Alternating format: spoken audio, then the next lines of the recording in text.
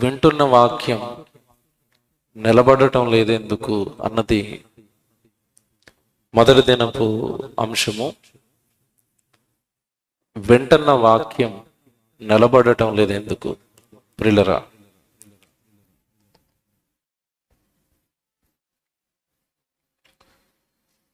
దేవుని వాక్యం మీ చేతుల్లో ఉన్న 26 పుస్తకాలు మహాజ్ఞాన గ్రంథం. ముఖ్యంగా బైబిలు అనగానే మరొక పేరు సృష్టికర్త రాయించిన గ్రంథం. మనిషి యొక్క బ్రతుకునంతా తెలియజేసే మనిషి యొక్క బ్రతుకు పుస్తకం అని చెప్పచ్చు. ఎందుకంటే మన జీవితం అంతా కూడా బైబిల్లోనే ఉంటుంది. మనం ఎందుకు పుట్టాము, ఈ లోకానికి ఎక్కడ నుండి బయలుదేరి వచ్చాము, ఈ లోకాన్ని ఎవరు కలిగించారు, మనం ఎందుకు ఈ తరంలో ఈ రూపాలతో పుట్టాము, మనకివ్వబడిన ఆయుష్కాలం 60-70 సంవత్సరాల ఆయుష్కాలం దేవుడు మనకి ఎందుకు ఇచ్చాడు అసలు, అలాగే మరణించిన తర్వాత మనిషి ఏమవుతాడు, ఈ ప్రశ్నలన్నిటికీ సమాధానం చెప్పగలిగిన ఏకైక గ్రంథం మీ చేతుల్లో ఉన్న బైబిలు.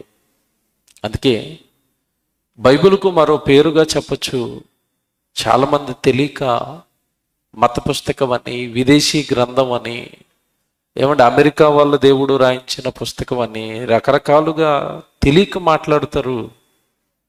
తెలిసినవాడు ఏమంటాడు అంటే బైబిల్ అనగానే మనిషి యొక్క బ్రతుకు పుస్తకం, మన బ్రతుకంతా కూడా దాంట్లోనే ఉంటుంది, మన జీవితం అంతా అందులోనే ఉంటుంది.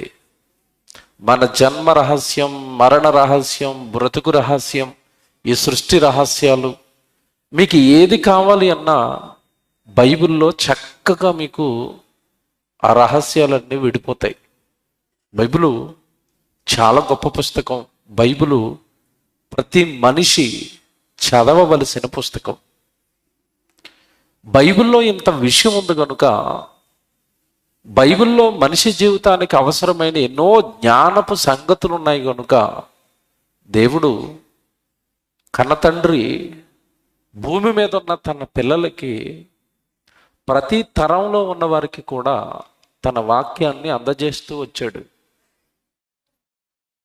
శరీరం ఉన్నప్పుడు ఆహారం లేకపోతే శరీరం ఎలాగ మృతమైపోతుందో, శరీరం ఎలాగైతే జీవం లేనిదిగా మారిపోతుందో, మనిషికి వాక్యం లేకపోతే మనిషి కూడా జీవం లేనివాడిగా మారిపోతాడు, నిర్జీవం అయిపోతాడు.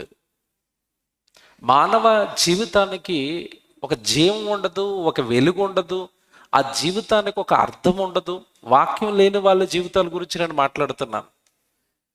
అసలు వాక్యం లేని వారి జీవితానికి అసలు అర్థమే ఉండదు. వాడు ఎందుకు పుట్టాడో తెలీదు, ఎందుకు బ్రతుకుతున్నాడో తెలీదు, చచ్చిపోయిన తర్వాత ఏమైపోతాడో తెలీదు, ఈ సృష్టిని ఎవరు కలిగించారో తెలీదు, ఈ సృష్టిని కలిగించిన సృష్టికర్త ఏ లోకంలో ఉంటాడో తెలీదు, చచ్చిపోయిన తర్వాత మనిషి ఏ లోకానికి వెళతాడో తెలీదు. ఇవన్నీ తెలిసేది వాక్యము ద్వారా. ఇవన్నీ మనిషికి అర్థమయ్యేది వాక్యము ద్వారా. ఆ వాక్యమే మానవ జీవితానికి కరువైపోయినప్పుడు, ఆ వాక్యమే మనిషి జీవితానికి దొరకనప్పుడు అతని జీవితం వృధా అయిపోతుంది, అతని జీవితం వ్యర్థమైపోతుంది. తాను ఎందుకు పుట్టాడో మనిషి తాను గ్రహించినప్పుడు తాను ఎందుకు బ్రతకాలో కూడా మనిషికి తెలియకుండా పోతుంది. అంతిమంగా భూమి మీద జీవితం వృధా అయిపోయి మరణం తర్వాత నిత్యాగ్ని దండనకు మనిషి జారిపోతాడు. అందుకే బైబిల్లో ఒక మాట ఉంటుంది వాక్యం గురించి, మీ అందరికీ తెలుసు అనుకుంటున్నాను. యాకోబు గారు రాసిన పత్రిక 1వ అధ్యాయం 21వ వచనంలో, మీ ఆత్మలను రక్షించుటకు శక్తి కలిగిన వాక్యము. చదువుతారా ఒకసారి? యాకోబు గారు రాసిన పత్రిక 1వ అధ్యాయము 21వ వచనం బైబిల్ చదువుదాం, చాలా జాగ్రత్తగా రాసుకోవాలి. యాకోబు గారు రాసిన పత్రిక 1వ అధ్యాయం 21వ వచనం, అందుచేత సమస్త కల్మషమును, అంటే మనిషి హృదయంలో కల్మషం ఉంది, కళంకం అయిపోయింది మనిషి హృదయం, మనిషి జీవితం బాగోలేదు, పాడైపోయింది. వ్యభిచారాలతో, నరహత్యలతో, దొంగతనాలతో, మోసాలతో, ఏమండి భయంకరమైన మాదక ద్రవ్యాలతో, డ్రగ్స్తో, అక్రమ సంబంధాలతో, అత్యాచారాలతో మనిషి జీవితం కల్మషం అయిపోయింది. మనుషులందరూ పాడైపోయారు. అలా పాడైపోయి పాపానికి అంకితమైపోయిన మనిషిలో ఉన్న కల్మషాన్ని తీయగలిగిన శక్తి దేవుడి మాట అయిన వాక్యానికి మాత్రమే ఉంది. మీరు చూడండి, ప్రాక్టికల్గా గమనించండి. మీ ఇంట్లో మీ పిల్లలకి చాలా మాటలు చెప్తారు, కానీ పిల్లలు దాన్ని పెద్దగా పట్టించుకోరు. చాలామంది పాడైపోయిన భర్తలకి భార్యలు చెప్తూ ఉంటారు మంచి మాటలు, పట్టించుకోరు.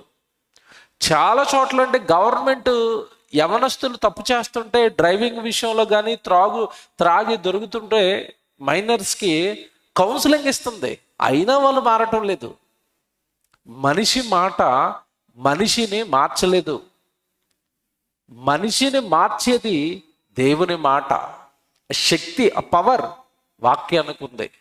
అదే ఇప్పుడు చెప్తున్నాడు ఏమని, అందుచేత సమస్తమైన కల్మషమును, వెర్రవీగుచున్న దుష్టత్వమును మాని లోపల నాటబడి మీ ఆత్మలను రక్షించుటకు శక్తి కలిగిన వాక్యమును సాత్వికముతో అంగీకరించండి.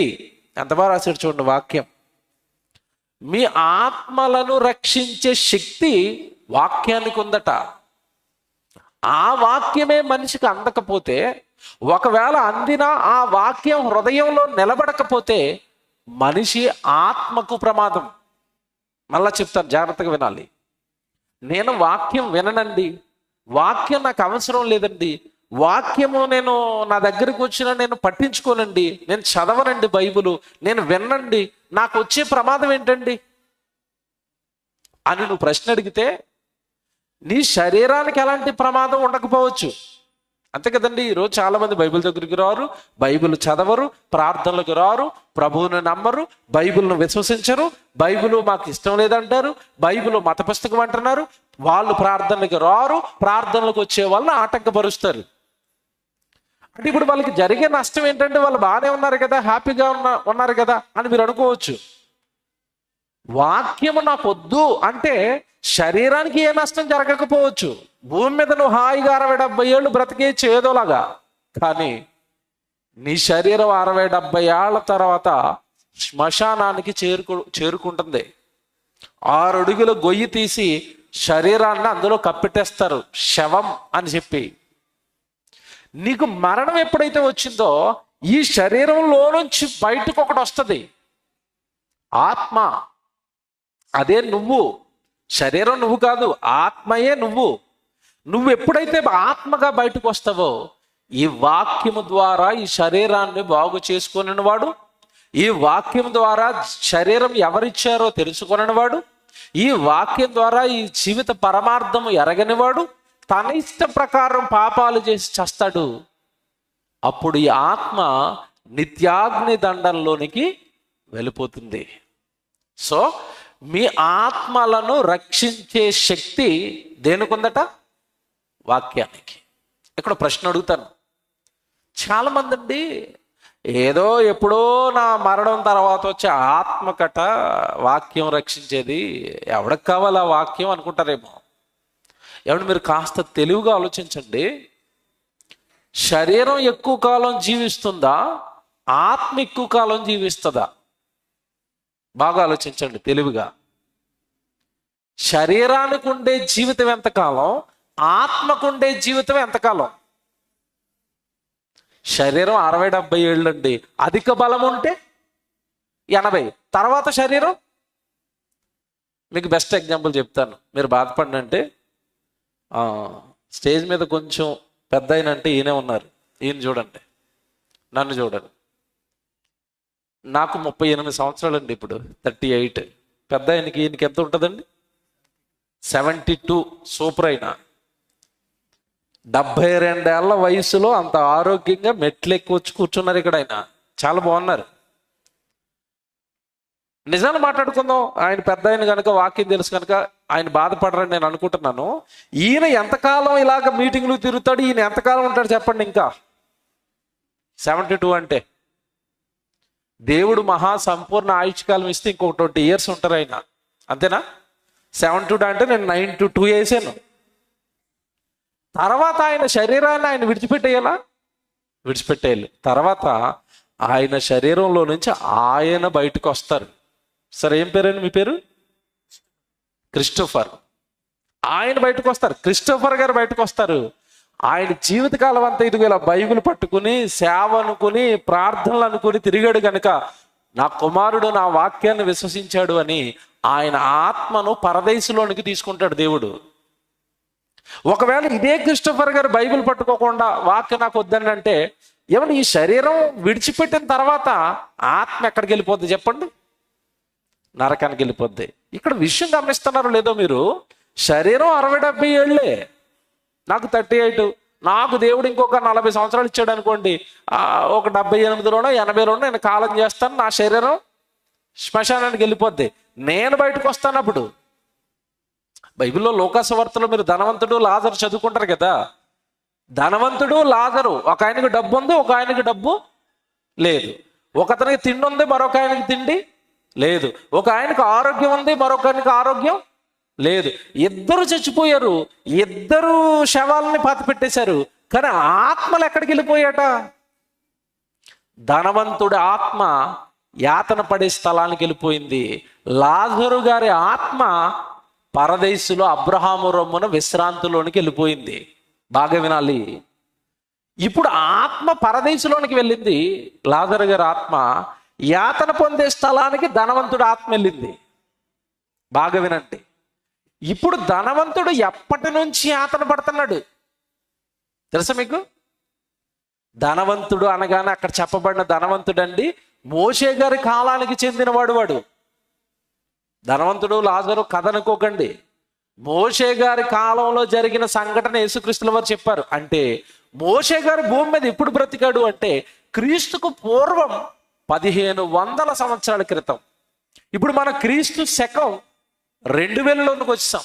అంటే క్రీస్తుకు పూర్వం 1500 సంవత్సరాల క్రితం ధనవంతుడి ఆత్మ నిత్యాగ్ని దండనకు వెళితే ఇప్పుడు క్రీస్తు శకం 2000 సుమారుగా 3500 సంవత్సరాలుగా ఆ ఆత్మ కాలుతూనే ఉంది నిత్యాగ్ని దండంలో. కారణం ఏంటి చెప్పండి? మీ ఆత్మలను రక్షించుటకు శక్తి కలిగిన వాక్యం. వాడు దేవుడి వాక్యాన్ని పట్టించుకోలేదు. 1000 సంవత్సరాలుగా వాడి ఆత్మ నిత్యాగ్ని దండనలో కాలుతుంది. ఇప్పుడు మీకు అర్థం కావాలి వాక్యం విలువ. అమ్మో, కొన్ని 1000 సంవత్సరాల నిత్యాగ్ని దండన నుండి మనల్ని రక్షించేది, మీ ఆత్మను రక్షించే శక్తి వాక్యానికి ఉందట. ఇది గమనించి దేవుడు, ఇప్పుడు చెప్తాను, బైబిల్ జాగ్రత్తగా రాసుకోవాలి. ఇది గమనించిన దేవుడు ప్రతి తరంలోనూ ప్రతి భక్తుడి దగ్గరికి తన వాక్యాన్ని పంపిస్తున్నాడు. అబ్రహాం గారి దగ్గర నుంచి మొదలు పెడతాను. అంతకు ముందు కూడా మీరు నోవహు గారి కాలం చెప్పొచ్చు. ఆది కాండంలో ఆదాము దగ్గరకు వచ్చి ప్రతి చల్లపూట దేవుడు ఆదాము అవ్వలతో మాట్లాడిన సందర్భాలు ఉన్నాయి. అంటే దేవుడు తన పిల్లలతో ప్రతిరోజు మాట్లాడేవాడు ఆదాము అవ్వలతో. కారణం తన వాక్కు, తన వాక్యం భూమి మీద ఉన్న మనుషులకు చాలా అవసరం. అలా భూమి మీద ఉన్న మనుషులు ప్రతి తరంలోనూ దేవుడు తన పిల్లలతో వాక్యాన్ని అందిస్తూ వస్తున్నాడు. అబ్రహాం గారి కాలానికి వచ్చేసరికి ఒక మాట రాయబడింది. ఆదికాండం 15వ అధ్యాయం తీయండి. ఆదికాండము 15వ అధ్యాయం 1వ వచనం జాగ్రత్తగా తీసుకోండి.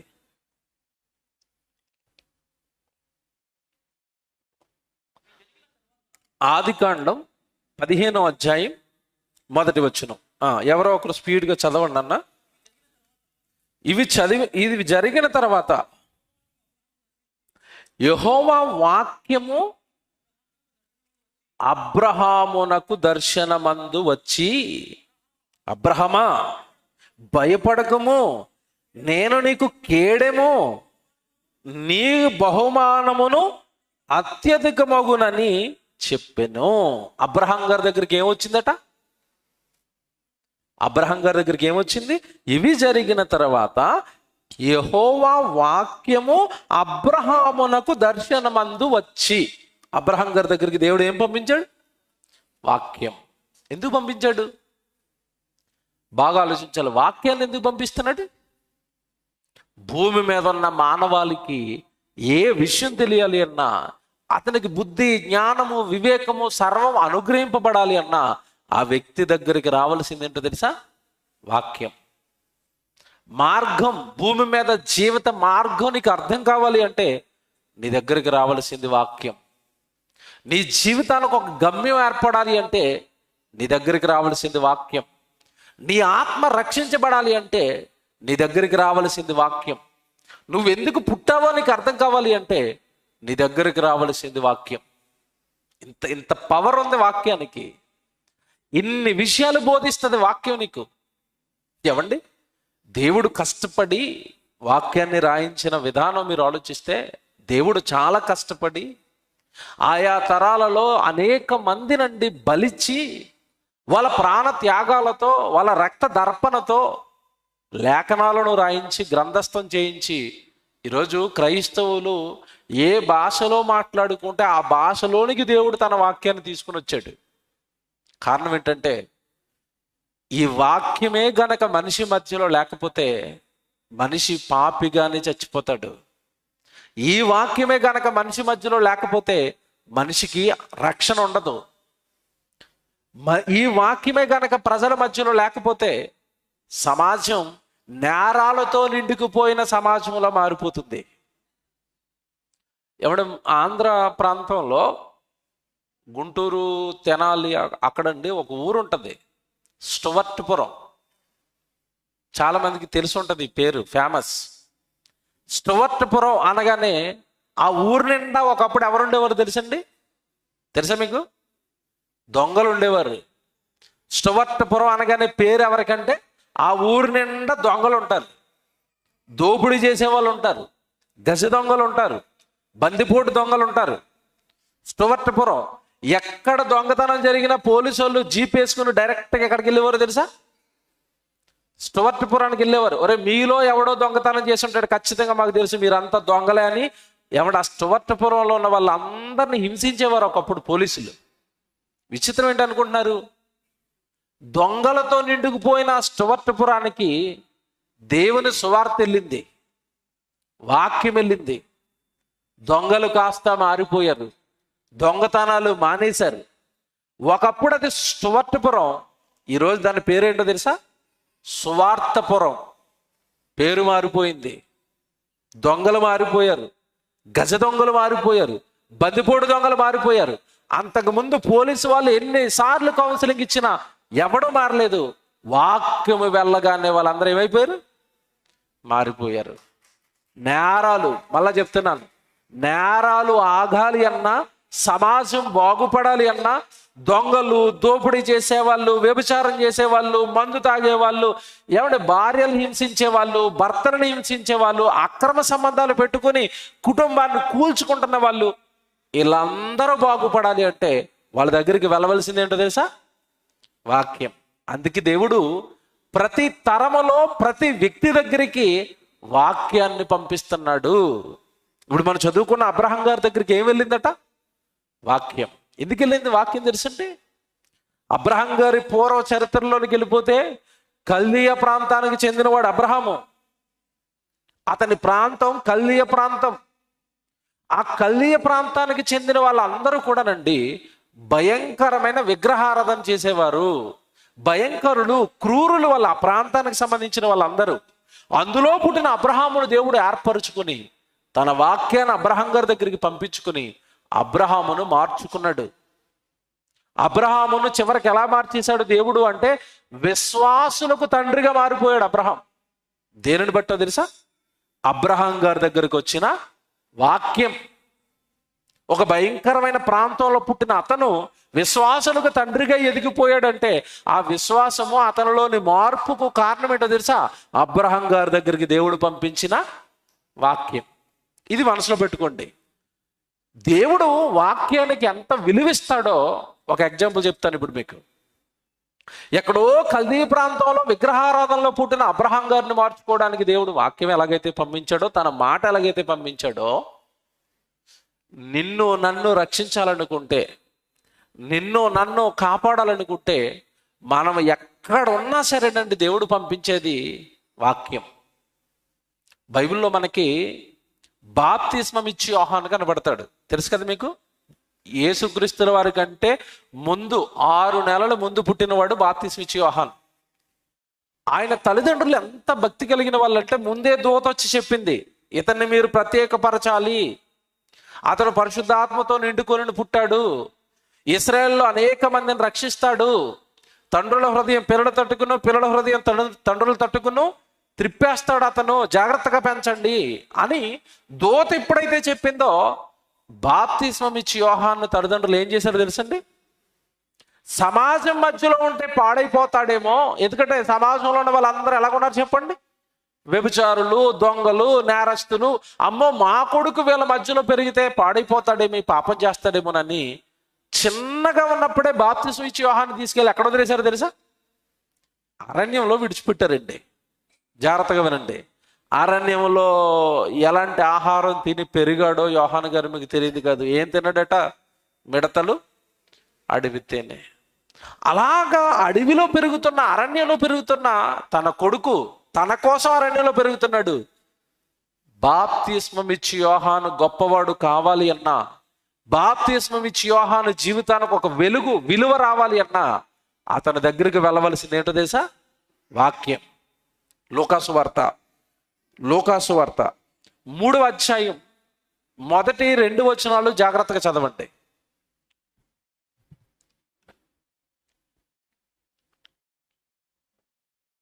లూకాసు వార్త 3వ అధ్యాయం మొదటి 2 వచనాలు చదవండి. 15వ సంవత్సరమందు యోదాకు పొంతి పిలాతు అధిపతిగాను, గలిలేకు హేరోదు చతుర్థాధిపతిగాను, చదవండి, అతని తమ్ముడైన పిలుపు చతుర్థాధిపతిగాను, అవిలేనే దేశమునకు లోసానియా అధిపతిగాను, అన్నయు కయఫయు ప్రధాన యాజకులుగాను ఉన్న కాలమున అరణ్యములో ఉన్న జకర్యా కుమారుడైన యోహాను నొద్దకు దేవుని వాక్యము వచ్చెను. ఎక్కడికి వెళ్ళిందట వాక్యం? అరణ్యములో ఉన్న జకర్యా, ఎలిజబెతుల కుమారుడు బాప్తిస్మం ఇచ్చి యోహాను. ఆ అరణ్యంలో ఉంటున్న జకర్యా కుమారుడైన యోహాను గారి దగ్గరికి దేవుడు ఏం పంపించాడట? వాక్యం. ఏమన్నా అరణ్యంలో ఉన్న ఆయన దగ్గరకు దేవుడు వాక్యం ఎందుకు పంపించాడు? ఎందుకు పంపించాడు? నిజంగానండి, మీరు ఆశ్చర్యపోతారు. దేవుడు తన కుమారుని కానీ తన కుమార్తెను కానీ ఇష్టపడితే తన వాక్యాన్ని ఎక్కడికైనా పంపిస్తాడు. ఈరోజు మీ దగ్గరికి వాక్యం పంపించాడు, ఒకనాడు నా దగ్గరికి వాక్యం పంపించాడు, ఈరోజు వేదిక మీద ఉన్న ఈ దైవజనుల దగ్గరికి వాక్యం పంపించాడు. తన వాక్యము అనగానే ఒకటే మీరు గుర్తుపెట్టుకోవాలి. వాక్యము అనగానే అర్థమేంటో తెలుసా? వాక్యము అనగానే వాక్కు. ఎవరి వాక్కు? దేవుని వాక్కు. దేవుని వాక్యం అబ్రహాం దగ్గరికి వెళుతుంది. దేవుని వాక్యం అరణ్యములో ఉండిపోయిన బాప్తిస్మం ఇచ్చి యోహాను దగ్గరికి వెళ్ళిపోయింది. యేసుక్రీస్తుల వారు భూమి మీద బ్రతికాడు 33.5 సంవత్సరాలు. ఆ 33.5 సంవత్సరాలలో యేసుక్రీస్తుల వారు తన వెంట ఒక 12 మంది శిష్యులను తయారు చేసుకున్నాడు. ఆ 12 మందికి యేసు ప్రభు ఇచ్చింది ఏంటో తెలుసా? ఇల్లులు ఇచ్చాడా? 12 మందికి 12 ఇల్లులు ఇచ్చాడా? 12 మందికి 1 కిలో బంగారం చొప్పున 12 కేజీలు బంగారం ఇచ్చాడా? యేసు ప్రభు శిష్యులకి ఏమిచ్చాడు తెలుసా మీకు? ఏమిచ్చాడు తెలుసా? యోహాను సువార్త 17వ అధ్యాయం, యోహాను సువార్త 17వ అధ్యాయం 4వ వచనం చదవండి. క్షమించండి, 14. యోహాను సువార్త 17వ అధ్యాయం 14వ వచనం చదువుతున్నారు. వారికి నీ వాక్యం ఇచ్చి ఉన్నాను, నేను లోక సంబంధిని కానట్టు. అది తండ్రి ఇప్పటి వరకు లోకంలో బ్రతికిస్తారు వీళ్ళు వాక్యం లేనప్పుడు. నువ్వు ఉన్నావని తెలీదు, నువ్వు పుట్టించావని తెలీదు, నీ కొరకు బ్రతకాలని తెలీదు, లోక సంబంధులుగా బ్రతికారు తండ్రి. లోకంలో ఉన్న వాళ్ళు ఈరోజు దేవుడు వాక్యం లేని వారు, దేవుడు ఎవరో ఎరగని వారు, బైబిల్ ఎవరి దగ్గరికైతే చేరలేదో వాళ్ళంతా లోక సంబంధులుగా బ్రతుకుతారు. వ్యభిచారం చేసుకుంటూ, దొంగతనాలు చేసుకుంటూ, పాపాలు చేసుకుంటూ, ఇంట్లో భార్య ఉంటుంది, ఎవడు పరాయి భార్యను మోహిస్తూ అక్రమ సంబంధాలు పెట్టుకుంటూ మోసాలు చేస్తూ చంపుతూ చస్తూ, ఎవడు వాళ్ళు ఎందుకు పుట్టారో కూడా వాళ్ళకి తెలియకుండా బ్రతుకుతున్నారు. లోక సంబంధులు. లోక సంబంధి దైవ సంబంధిగా మారాలి అంటే అతని దగ్గరికి వెళ్ళవలసింది ఏంటో తెలుసా? వాక్యం. అందుకే అంటున్నాడు ప్రభు అక్కడ, తండ్రి నీవు నాకు ఈ 12 మంది శిష్యుల్ని ఇచ్చావు కదా, వాళ్ళకి నేను ఆస్తులు ఇవ్వలేదు, వాళ్ళని నేను ధనవంతులుగా చేయలేదు, వాళ్ళకి అధికారాలు ఇవ్వలేదు, వాళ్ళు రాజులను చేయలేదు, మంత్రులను చేయలేదు. వాళ్ళకి ఏమి ఇచ్చానో తెలుసా? నీ వాక్యం ఇచ్చి ఉన్నాను. 14వ వచనం మళ్ళా చదవండి. వారికి నీ వాక్యం ఇచ్చి ఉన్నాను. యేసు ప్రభు ఏమి ఇచ్చాడట? వాక్యం. బాగా వినాలి. అంటే ప్రతి తరములోనూ కూడా దేవుడు తాను ఎవరినైతే ఇష్టపడుతున్నాడో వాళ్ళ దగ్గరికి ఏం పంపిస్తున్నాడు? ఏమి ఇస్తున్నాడు వాళ్ళకి? వాక్యం. వాక్యం. వాక్యం. Very good. ఎందుకు దేవుడు అందరి దగ్గరకు వాక్యం పంపిస్తున్నాడు? వాక్యం యొక్క గొప్పతనం, వాక్యం యొక్క విలువ అర్థమైతేనండి, ఎందుకా దేవుడు వాక్యం పంపిస్తున్నాడు ప్రతి తరంలో ప్రతి వారి దగ్గరికి అని మీకు అర్థమైపోతుంది. ప్రియులరా, నేను ప్రారంభం నుంచి చెప్తున్నాను, మనం ఎందుకు పుట్టామో మనకు అర్థం కావాలంటే వాక్యం మన దగ్గరికి రావాలి. మనల్ని పుట్టించిన తండ్రి మన కోసం ఎలాగ ఆలోచిస్తాడు, అసలు దేవుడు నన్ను ఎందుకు పుట్టించాడు, నా విషయంలో దేవుడు సంతోషంగా ఉన్నాడా, బాధగా ఉన్నాడా, చచ్చిపోతే దేవుడు నన్ను చేర్చుకుంటాడా, నిత్యాగ్ని దండనకు వెళ్ళిపోతానా, ఇవన్నీ అర్థంలో నీ ముఖాన్ని ఎలాగైతే నీకు చూపిస్తుందో అలా నీ జీవితాన్ని నీకు చూపించేదే వాక్యం. ఆ వాక్యమే లేకపోతే జీవితం గందరగోళం కదండి, జీవితానికి ఒక గమ్యం ఉండదు కదండి, జీవితం ఆనందంగా ఉండదు కదండి, జీవితం సంతోషంగా ఉండదు కదండి. వాక్యం ఎంత గొప్పదో తెలుసా? వాక్యము ప్రజల జీవితాల్లో ఎంతటి మార్పును తెస్తుందో దేవుడు రాయించిన ఒక మాట చదివిస్తాను. మీరు ఒకసారి కీర్తనల గ్రంథం తీయండి. కీర్తనల గ్రంథం. దేవుడు ఎందుకండి అందరి దగ్గరికి వాక్యం పంపిస్తున్నాడు, వాక్యం ఎందుకు పంపించాలి అంటే కీర్తనల గ్రంథం తీయండి. 19వ అధ్యాయం. కీర్తనల గ్రంథం 19వ అధ్యాయం 8వ వచనం చదువుదాం. బాగా రాసుకోవాలి ఇది. దయచేసి అందరూ రాసుకున్న తర్వాత చదవండి. మీరు దయచేసి బైబిల్ చదువుతున్నప్పుడు ఈ వాక్యము మీ బైబిల్లో చూడాలి. కీర్తనల గ్రంథం 19వ అధ్యాయం 8వ వచనం, 8వ వచనం, 9వ వచనం, 10వ వచనం, 3 వచనాలు చదువుదాం. తీసుకున్నారు కదా అందరూ? కీర్తనల గ్రంథం 19వ అధ్యాయం 8వ వచనం. రైట్, చదవండి. యెహోవా ఉపదేశములు నిర్దోషమైనవి, అంటే ఆ మాటల్లో దోషం ఉండదు. అవి హృదయాన్ని ఏం చేస్తాయట? సంతోషపరుస్తాయా? దేవుడి వాక్యమట హృదయాన్ని సంతోషపరుస్తుందట. నిజమేనా? దేవుడి వాక్యం హృదయాన్ని సంతోషపరుస్తుందంటే ఖచ్చితంగా సంతోషపరుస్తుందండి. ఎలాగో తెలుసా? ఇందాక మీరు ఒక మాట చదివారు అబ్రహాం గారిది. అబ్రహాము, నేను నీకు కేడెము, నేను నీకు తోడు అన్నాడు. ఎవరితో అన్నాడు? అబ్రహాముతో. సర్వ సృష్టిని కలిగించిన సృష్టికర్త వచ్చి నేను నీకు కేడెము, నేను నీకు తోడుగా ఉంటాను అన్నాడు అనుకోండి. ఆ మాట విన్న వ్యక్తికి ఏమొస్తుంది మీరు చెప్పండి? అన్నాడు అనుకోండి, ఆ మనిషికి ఎంత ఆనందం వస్తుందండి, ఆ మనిషికి ఎంత ధైర్యం వస్తుంది, ఆ మనిషికి ఎంత సంతోషం వస్తుంది. ఎమ్మెల్యే గారే మా ఇంటికి వచ్చి ఏమన్నాడు? నేను నీకు తోడుగా ఉంటాను అన్నాడు. ఏమంటే అక్కడ అబ్రహాం గారితో పలికింది జస్ట్ ఒక నియోజకవర్గం పైన అధికారి కాదు. దేవుడు అనగానే ముల్లోకాల పైన అధికారి. నువ్వు ఉంటున్న ఈ భూలోకం, పైనున్న పరలోకం, క్రిందనున్న పాతాళం, సర్వ జీవులు, సర్వ పంచభూతాల పైన అధికారి సృష్టికర్త వచ్చి అబ్రహాంతో అంటున్నాడు, నేను నీకు కేడెమో, నేను నీకు తోడు. అబ్రహాము, దేనికి నువ్వేం చేయొద్దు, భయపడొద్దు అన్నాడు. ఆ మాట అబ్రహాంకి ఏమిచ్చిందో తెలుసా? కొండంత అండ ఇచ్చింది. అమ్మో, ఈ సృష్టిని కలిగించిన సృష్టికర్త నా వెనకుంటాను అన్నప్పుడు ఈ సృష్టిలో దేనికి భయపడతాను నేను? అదే వాక్యాన్ని నువ్వు నమ్మితే, ఎవడు లోకంలో వచ్చే చిన్న చిన్న సమస్యలకి ఈ మధ్యకాలంలో చాలా మంది చచ్చిపోతున్నారు. ఒకప్పుడు చావన్నా, ఒకప్పుడు ఆత్మహత్య అన్నా కూడా చాలా పెద్దది. పేపర్లో మహా అంటూ 1, 2 కనపడేవి. ఇప్పుడు ఊరికి 2, 3 కనపడుతున్నాయి రోజుకి చావులు. పరీక్షల్లో ఫెయిల్ అయితే చచ్చిపోతాడు, అమ్మనాలను తిడితే చచ్చిపోతాడు, భర్త ఏదైనా మాట అంటే ఇప్పుడు చచ్చిపోతుంది. ఇప్పుడు చావు ఫ్యాషన్ అయిపోయింది ఇప్పుడు.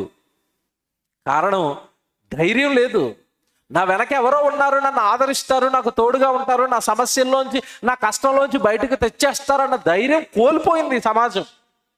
కానీ ఒకనాటి అబ్రహాము సమస్తాన్ని విడిచిపెట్టి దేవుడు చెప్పిన దేశానికల్లా వెళ్ళిపోయాడు అంటే అబ్రహాముకు ధైర్యాన్ని ఇచ్చింది, అబ్రహాముకు తోడుగా ఉన్నది, అబ్రహాములో ఆ ధైర్యాన్ని నింపింది, అబ్రహాము హృదయాన్ని సంతోషపరిచింది. ఏంటో తెలుసా?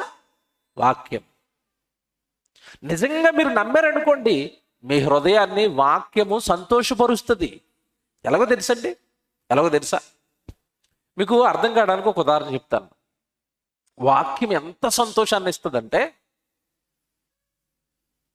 ఈరోజు ప్రపంచంలో టాప్ మోస్ట్ తెలివైన వాళ్ళు, గొప్ప వాళ్ళు, మేధావులు అనగానే ఎవరి పేరు చెప్తారు చెప్పండి? బాగా ఆలోచించండి.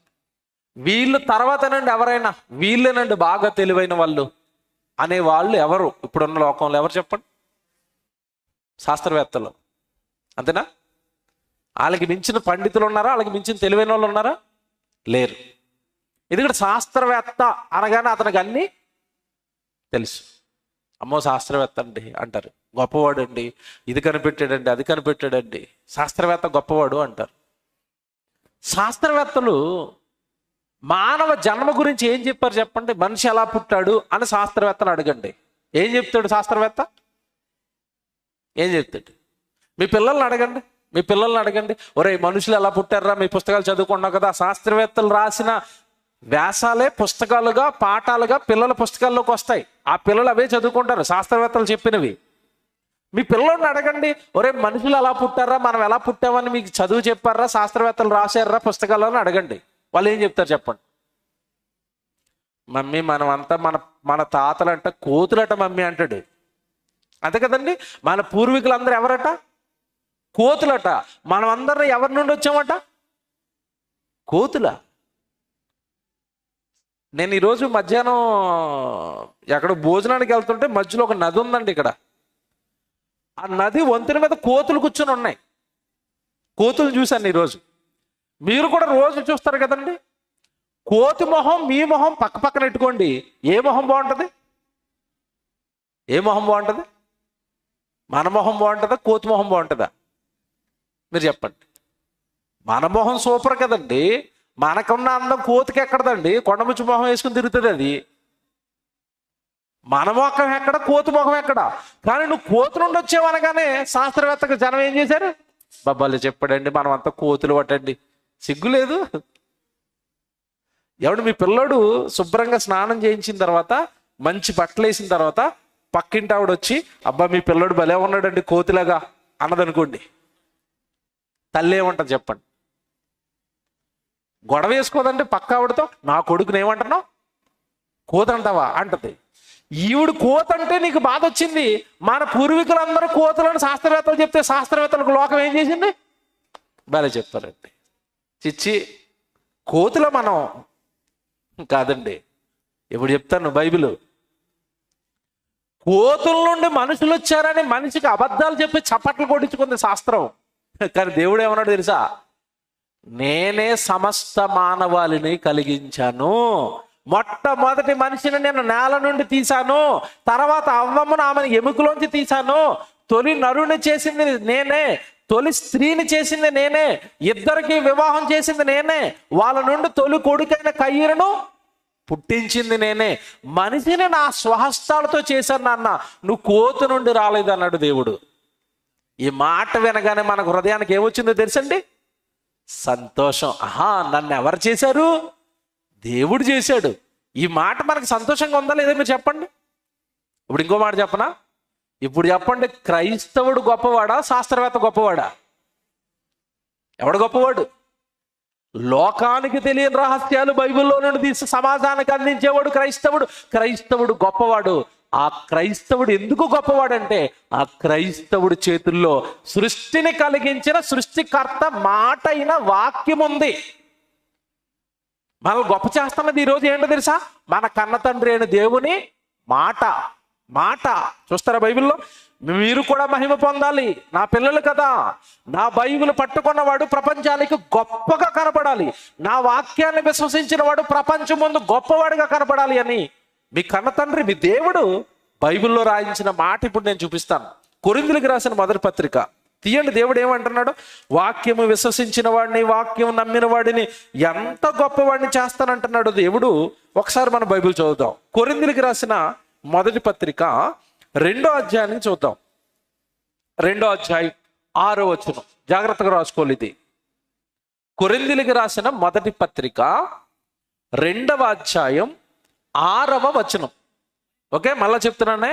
కొరింథీయులకు రాసిన మొదటి పత్రిక 2వ అధ్యాయం 6వ వచనం. పరిపూర్ణులైన వారి మధ్య జ్ఞానమును బోధించుచున్నాము, అది ఈ లోక జ్ఞానము కాదు గాని నిరర్ధకులైపోవచ్చున్న ఈ లోకాధికారుల జ్ఞానము కాదు గాని దేవుని జ్ఞానము మర్మమైనట్టుగా బోధించుచున్నాము. ఈ జ్ఞానము ఒకప్పుడు మరుగయుండెను. ఏమండి? పరిపూర్ణులైన వారి మధ్య జ్ఞానమును బోధించుచున్నాము అన్నాడు చూడండి ప్రారంభంలో. పరిపూర్ణులు అంటే ఎవరనుకుంటున్నారు? ఈ లోకంలో నాకు అన్ని తెలుసు, నేను శాస్త్రవేత్తని, మనిషి కోతి నుండి పుట్టాడని చెప్తాను, బిగ్ బ్యాంగ్ వల్ల విశ్వం పుట్టిందని చెప్తాను, నేనే జ్ఞానిని అంటున్నాడు కదా శాస్త్రవేత్త.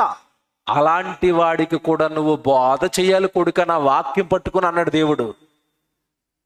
సృష్టికర్త రాయించిన వాక్యం నీ చేతుల్లో ఉంది కదా, అది నీ చేతుల్లో పెట్టుకుని నువ్వు శాస్త్రవేత్తలకు కూడా బోధ చేయాలి అన్నాడు. అదే 6వ వచనం. పరిపూర్ణులైన వారి మధ్య మనం ఏం చెప్తున్నాం? జ్ఞానం, దైవ జ్ఞానం. అది లోకాధికారుల్లో ఎవరికి తెలియదు, ముఖ్యమంత్రులకు తెలియదు, ప్రధానమంత్రులకు తెలియదు, ఐఏఎస్ కలెక్టర్స్కి తెలియదు. ఈ సృష్టి ఎలా పుట్టిందో తెలియదు, వాడు ఎలా పుట్టాడో తెలియదు, మానవ జాతి అంతా ఎలా విస్తరించిందో తెలియదు, ఏమి తెలియదు వాళ్ళకి.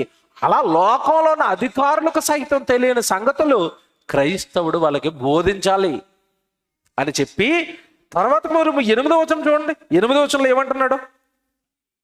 అది లోకాధికారులు ఎవరికి తెలియదు. క్షమించండి, 7వ వచనం అండి. 7వ వచనం. దేవుని జ్ఞానమును మర్మమైనట్టుగా బోధించుతున్నాము. 7వ వచనం. ఈ జ్ఞానము మరుగయుండెను, జగదుత్పత్తికి ముందుగా దేవుడు మన మహిమ నిమిత్తము నియమించెను. ఆ పదమంటలు ఏం చేయండి?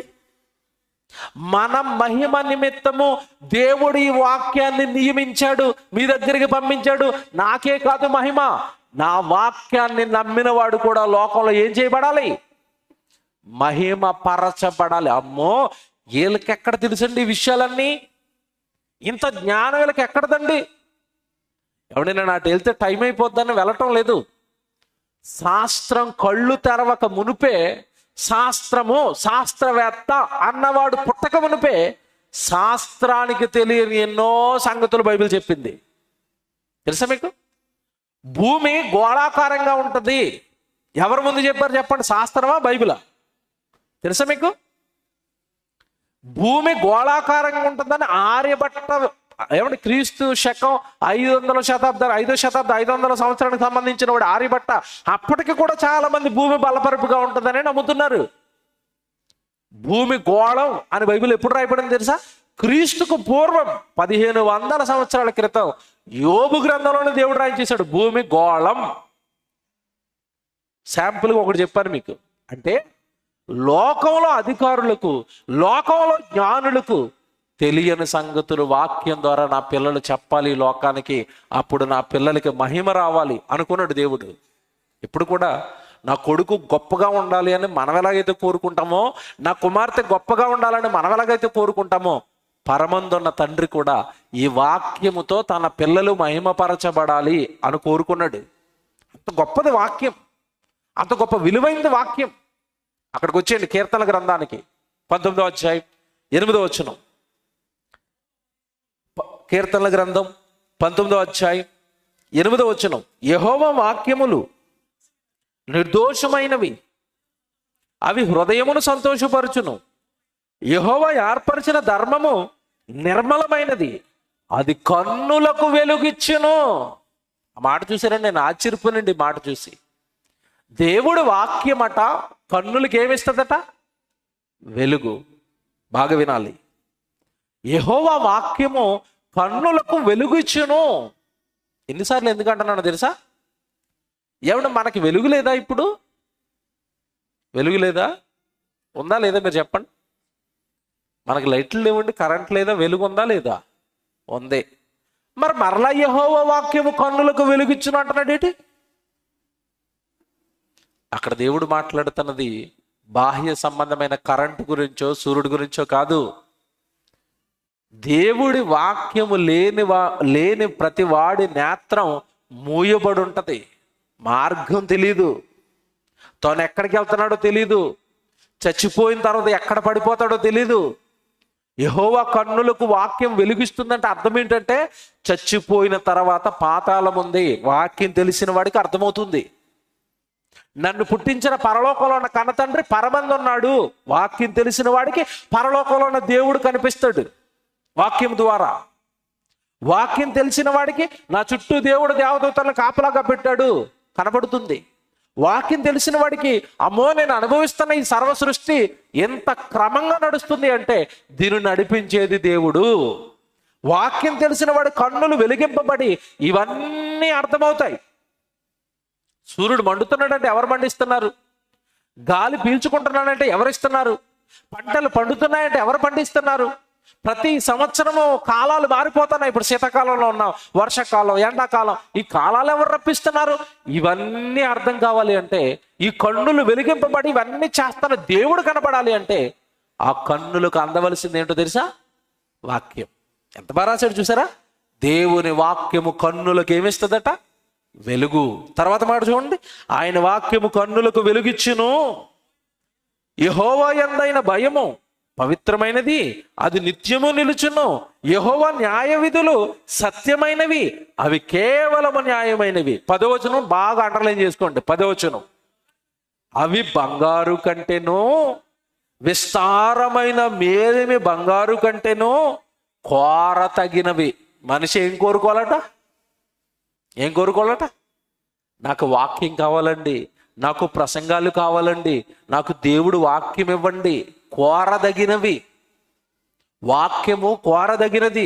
దేనికంటే కోరదగినది అంటే బంగారు కంటేను, విస్తారమైన మేలిమి బంగారు కంటేను కోరతగినది. అంటే దేవుడిని ఇప్పుడు మనిషి ఏం కోరుకోవాలి?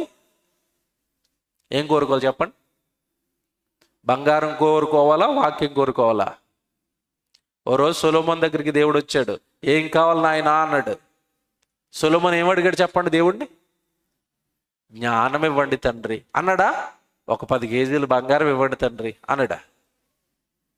ఏమంటే దేవుడి సన్నిధిలో ఉన్నాం కదా, ఓపెన్గా మాట్లాడుకుందాం.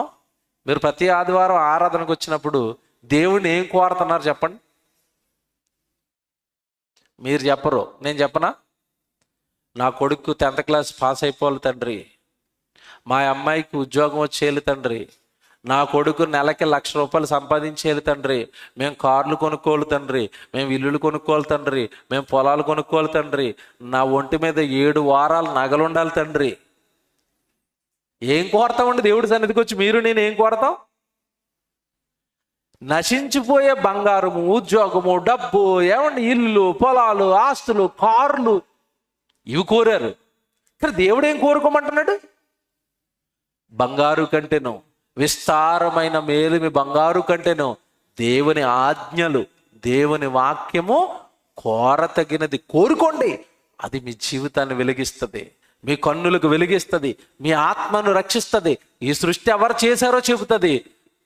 మరణం తర్వాత భయంకరమైన నిత్యాగ్ని దండనకు మీరు జారిపోకుండా మీ ఆత్మను రక్షిస్తుంది. ఏది? వాక్యం. ఉద్యోగము ఆత్మను రక్షిస్తుంది అనవలు చేయొద్దండి. రక్షిస్తుందా? రక్షించదు. నా మెడలో ఉన్న నక్లెస్ నాకు పరలోకాన్ని ఇస్తుంది అనవలు చేయొద్దండి. ఏవి మీరు లోకంలో ఉన్నప్పుడు చూసుకోవడానికి, మురిసిపోవడానికి, ఆనందించడానికి తప్ప అవేవి మీ ఆత్మను రక్షించలేవు. ఉగ్రత దినమందు ఆస్తి అక్కరకు రాదు. బైబిల్లో రెఫరెన్స్ చెప్పాను నేను. ఉగ్రత దినమందు ఆస్తి అక్కరకు రాదు. నీకు ఇష్టమైన వస్తువులలో ఏది కూడా నిన్ను రక్షింపజాలదు. దేవుడు బైబిల్లో రాయించిన లేఖనాలు అవి. నిన్ను రక్షించేది ఒకటే, నిన్ను బాగు చేసేది ఒకటే, నిన్ను దేవుడికి దగ్గర చేసేది ఒకటే, దేవుడి వాక్యం. నువ్వు ప్రార్థనలో ప్రతిసారి ఆయన కోరుకోవాల్సింది ఏంటో తెలుసా? దేవా, నాకు వాక్యాన్ని అనుగ్రహించండి.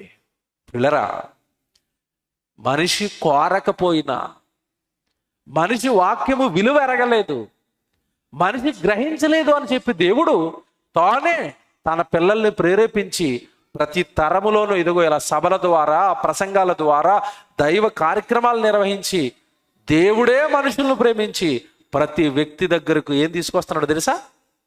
వాక్యాన్ని తీసుకుని వస్తున్నాడు. ఇప్పుడు చెప్తాను టైటిల్, హృదయములో వాక్యము. విన్న వాక్యము నిలబడటం లేదెందుకు? దేవుడు ఎంత శ్రమించి, దేవుడు వాక్యం ఎంత గొప్పదని ప్రజల హృదయాలలోనికి వాక్యాన్ని పంపిస్తుంటే ఆ వాక్యము మనుషుల హృదయాల్లో ఏం చేయట్లేదట?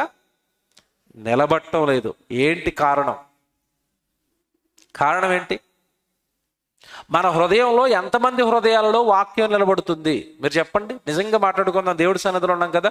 వాక్యం ఉంటుందా మన హృదయంలో? ఎప్పుడు ఉంటుంది తెలుసండి వాక్యం మన హృదయంలో? ఇప్పుడు మీరు ప్రసంగం వింటున్నారు కదా, ఈ రోజు ఉంటుంది. రేపు మీరు అందరూ సభకు వస్తారు కదా, రేపు వచ్చిన తర్వాత నిన్ను ఏ రెఫరెన్స్ చెప్పానో టకటక చెప్పండి అంటే ఎంతమంది చెప్తారు చెప్పండి? గుర్తుండవండి. ఎందుకు దేవుడు వాక్యం హృదయంలో నిలబడటం లేదు? ఏం జరిగింది చెప్తాను. చాలా జాగ్రత్తగా డీటెయిల్డ్గా చెప్తాను. రాసుకోవాలి, వినాలి, గ్రహించాలి, ఆలోచించాలి, అనుసరించండి. మీ జీవితాలు వాక్యంతో వెలిగింపబడతాయి. దేవుడు వాక్యాన్ని ఇవ్వటమే కాకుండా ఈ వాక్యము భద్రం చేసుకోవాలని చెప్పాడు. ఈ వాక్యము ఉండడానికి దేవుడు మానవ దేహంలో కనబడని ఒక అవయవాన్ని చేశాడు. కనబడే అవయవాలు కాకుండా కనబడని అవయవం ఒకటి చేశాడు. ఏంటా అవయవం అంటే? హృదయం. ఆ అవయవం పేరేంటి? హృదయం. హృదయం కంటికి కనబడుతుందా? తెలుసా మీకు? కనబడుతుందా? కనబడదండి. కనబడదు. అదేటండి హృదయం కనబడదు అంటున్నారు. మీరు అక్కడక్కడ బొమ్మలు వేసారు కదా, ఆ బొమ్మే హృదయం అంటున్నారేమో. ఏ బొమ్మ వేశారు? హృదయం అని చెప్పడానికి ఏ బొమ్మ వేస్తారు? గుండె బొమ్మ వేస్తారు. గుండె వేరు, హృదయం వేరు. చాలా మందికి ఇది కూడా తెలీదు. గుండె రక్తాన్ని ఎక్కించడానికి, అది రక్తాన్ని ఎక్కిస్తా ఉంటుంది. అది హృదయం ఏంటి? హృదయం అనగానే ఇలా చూపించారండి. కాదండి. హృదయం శరీరంలో ఎక్కడ ఉంటుందో ఎవడికి తెలీదు. హృదయం అన్నా మనసన్నా ఒకటే. హృదయం అన్నా మనసన్నా ఒకటే. హృదయం అనగానే ఆలోచనలకు కేంద్రం. హృదయం అనగానే ఆలోచనల కేంద్రం, నిర్ణయాలు తీసుకునే కేంద్రం. అది శరీరంలో ఎక్కడుందో ఎవ్వరికీ కనపడదు. శరీరంలో కనబడని ఈ అవయవమైన హృదయాన్ని దేవుడు ఎందుకు చేశాడు తెలుసండి? ఎందుకు చేశాడు తెలుసా? బైబిల్ తీసుకోండి, అందరూ జాగ్రత్తగా రాసుకోవాలి. బైబిల్ ద్వితీయోపదేశకాండం 4వ అధ్యాయం 9వ వచనం. ద్వితీయోపదేశకాండం 4వ అధ్యాయం 9వ వచనం. జాగ్రత్తగా తీసుకోండి. ద్వితీయోపదేశకాండం 4వ అధ్యాయం 9వ వచనం. అయితే నీవు జాగ్రత్త పడుము అన్నాడు. చూడండి, ఇక్కడ రాయబడుతున్న ప్రతి పదం చాలా ఇంపార్టెంట్. ద్వితీయోపదేశకాండం 4వ అధ్యాయం 9వ వచనం. అయితే నీవు జాగ్రత్త పడుము అన్నాడు. జాగ్రత్తగా ఉండు, జాగ్రత్తగా ఉండు. ఈ అనౌన్స్మెంట్ ఎక్కడో వింటూ ఉంటారు మీరు. ఎక్కడ వింటారు చెప్పండి? రైల్వే స్టేషన్లో వింటారు మీరు. రైల్వే స్టేషన్లో ఒక అనౌన్స్మెంట్ వస్తూ ఉంటుంది. ఏమని? మీ సామాన్లు జాగ్రత్త, మీ సామాన్లకు మీరే బాధ్యులు. రైల్వే స్టేషన్లో దొంగలు తిరుగుతున్నారు, ఆ దొంగలు మీ సామాన్లు మీకు తెలియకుండానే ఎత్తుకెళ్ళిపోతారు. మీ సామాన్లు జాగ్రత్త, మీ సామాన్లు జాగ్రత్త. రైల్వే స్టేషన్లో అదే అనౌన్స్మెంట్ వస్తుంది, ఆర్టీసీ బస్ స్టాండ్లో కూడా ఇదే అనౌన్స్మెంట్, జాగ్రత్త మీ సామాన్లు జాగ్రత్త. ఇప్పుడు దేవుడు అక్కడ అనౌన్స్మెంట్ చేస్తున్నాడు, ఏమని? 9వ వచనం ప్రారంభంలో, అయితే నీవు జాగ్రత్త, నీవు జాగ్రత్త. ఏంటి తండ్రి మీరు చెప్పే జాగ్రత్త అంటే? ఆయన చెప్తున్న సామాన్ల గురించి కాదు. అయితే నీవు జాగ్రత్త పడుము, నీవు కన్నులారా చూచిన వాటిని మరవకయుండునట్లు అవి నీ జీవిత కాలమంతయు నీ హృదయములో నుండి తొలగిపోకుండానట్లును నీ మనస్సును బహు జాగ్రత్తగా కాపాడుకొనుము. ఏ విషయంలో చెప్తున్నాడు ఇంతకీ జాగ్రత్త అంటే? దేవుడి వాక్యం నీ దగ్గరికి పంపించాను కదా, అది నీ హృదయములో జాగ్రత్తగా ఉండేటట్లుగా చూసుకో. అవి నీ మనస్సులో జాగ్రత్తగా ఉండేటట్టుగా చూసుకో. దేవుడి వాక్యం విషయంలో జాగ్రత్త పడు, జాగ్రత్త జాగ్రత్త జాగ్రత్త. మీకు మాట్లాడుతున్నాను, రైల్వే స్టేషన్లో బస్ స్టాండ్లో సామాన్లు జాగ్రత్త అని ఎందుకు చెప్పారు? ఎందుకు చెప్పారు? దొంగలు ఉన్నారు కనుక, అంతేనా? ఇప్పుడు దేవుడు వాక్యం ఇచ్చి ఆ వాక్యం జాగ్రత్త, నీ మనసును జాగ్రత్తగా కాపాడుకో, జాగ్రత్తగా కాపాడుకో అని దేవుడు ఎందుకు చెప్తున్నాడు? బాగా ఆలోచించాలి. అంటే సామాన్లు ఎత్తుకుపోయే దొంగలు ఎలాగైతే ఉన్నారో, హృదయములో విత్తబడిన వాక్యాన్ని ఎత్తుకుపోయే దొంగ కూడా ఒకడున్నాడు. ఎవడాడు? సాతాను. చూసారా దేవుడు ఎంత బాగున్నాడు? జాగ్రత్త జాగ్రత్త జాగ్రత్త. ఆడొచ్చి ఎత్తుకుపోతాడు. ఎవడు? అపవాది. ఎవడు? వాడు ఎత్తుకుపోతాడా? ఎవడు? ప్రాక్టికల్గా కలుగుతున్నాను నేను, మీరు బాగా వినాలి. నేను ప్రసంగాలు పై చెప్పి వెళ్ళనండి, ఖచ్చితంగా మీ హృదయంలో కూర్చోబెడతాను నేను. ప్రతి రెఫరెన్స్ బాగా వినాలి. సామాన్లు ఎత్తుకుపోయే దొంగ మన కంటికి కనబడతాడు. కనబడతాడా? కనబడతాడు. ఆడు కొంచెం దొంగ ఏదో డౌట్ వచ్చింది అనుకోండి, అప్పుడు మనం సామాన్లు ఏం చేస్తాం? నేను రాత్రి ఇక్కడికి రావడానికండి ట్రైన్లో జర్నీ చేస్తున్నాను. జర్నీ చేస్తున్నప్పుడు ఫోన్ ఛార్జింగ్ పెట్టాను. ఇలాగా ఛార్జింగ్ పెట్టిన తర్వాత ఇలాగా నిద్ర వస్తుంది, కన్ను మోస్తున్నాను. ఒకడు ఇలా తిరుగుతున్నాడు. ప్యాసింజర్ కాదు వాడు, ప్యాసింజర్ తెలిసిపోతారు. వాడు డ్రెస్ అదో రకంగా ఉంది, చింపురు గడ్డం ఉంది, అదో రకంగా ఉన్నాడు, బాగోలేడు చూడడానికి. వాడు అలా తిరుగుతుంటే నేను ఏం చేస్తాను తెలుసండి? ఇలాగ ఫోన్ అంకే చూస్తున్నాను. ఎందుకు? పొరపాటున కన్ను మూసాను అనుకోండి, ఈడు దొంగ అనుకోండి, నా సెల్ ఫోను ఎత్తుకుని వెళ్ళిపోతాడు. మీకు అర్థమైందా? ఇప్పుడు దొంగోడు నాకు కనపడ్డాడు కనుక నా వస్తువు విషయంలో నేను ఏం తీసుకున్నాను? జాగ్రత్త తీసుకున్నాను. ఇప్పుడు చెప్పండి, అపవాదిగాడు మీకు కనబడతాడా? కనబడతాడా? కనబడ్డు. మరి వాడు వచ్చి వాక్యం ఎత్తుకొని పోతున్నప్పుడు ఈడు దెయ్యం నా దగ్గర వాక్యం ఎత్తుకుపోవడానికి వచ్చాడని నాకు ఎలా తెలుస్తుంది?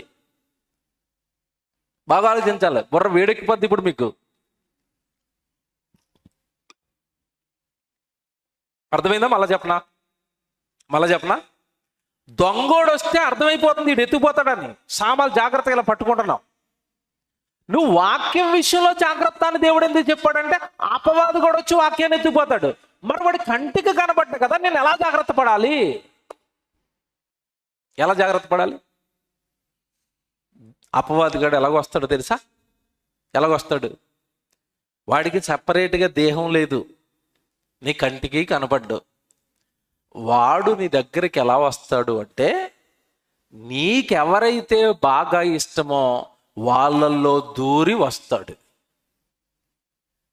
అర్థమలేదా? అర్థమైందా? నీకు నీ ఫ్రెండ్ అంటే బాగా ఇష్టం. యవనస్తులు చెప్తున్నాను, యవనస్తులు ఇంట్లో అమ్మ మాట నమ్మరు, నాన్న మాట నమ్మరు, వీళ్ళకి ఏవీ చెప్పరు. వీళ్ళకి బాగా బెస్ట్ జిగిరి దోస్త్ ఎవరో తెలుసా? ఫ్రెండ్. వాళ్ళంటే నాకు ఇష్టం బాగా. ఎందుకంటే ఎక్కడికి వెళ్దామంటే అక్కడికి ఆడు ఏదో ప్లాన్ వేసి నన్ను తీసుకుని వెళ్ళిపోతూ ఉంటాడు. మా అమ్మ అనుకో, నైట్ అయింది వెళ్ళొద్దు అంటది. మా అమ్మ మంచిది కాదు.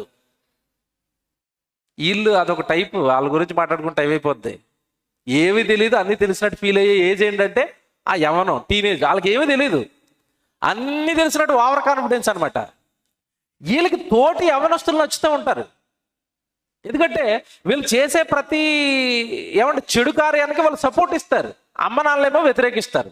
అందుకే వీళ్ళకి పడదు అమ్మ నాన్నలు అంటే. మా ఫ్రెండ్, నా బెస్ట్, నా జిగిరి, నా దోస్త్. ఎందుకంటే క్లబ్కి వెళ్దామంటే క్లబ్కి తీసుకెళ్తాడు, పబ్కి వెళ్దామంటే పబ్కి తీసుకెళ్తాడు, సిగరెట్లు తాగుదామంటే సిగరెట్లు వాడే కొనుక్కుందేస్తాడు. అదే నాన్న అడగండి డబ్బులు, డాడీ సిగరెట్ కొనుక్కుంటాను డబ్బులు ఇవ్వనండి, చాచి చంప మీద కొడతాడు. కనుక నాన్న నాకు ఇష్టం లేదు. ఎవరిష్టం? మా ఫ్రెండ్ ఇష్టం.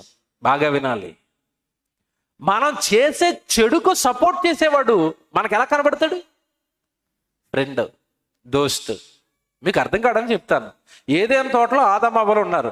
దేవుడు వచ్చేమో పండు తినొద్దు అంటున్నాడు. దెయ్యం వచ్చి ఏం చెప్పింది? పండు తింటే మీరేమైపోతారు తెలుసా? దేవతలైపోతారు అన్నది. ఆ మాట అవ్వమ్మ చెవుల్లో గట్టిగా ఎక్కిపోయింది. అమ్మ బాబోయ్, దేవుడు ఎంతకాలం మమ్మల్ని ఎంత మోసం చేశాడు, పండు తింటే ఇప్పుడు మేమేమైపోతాం?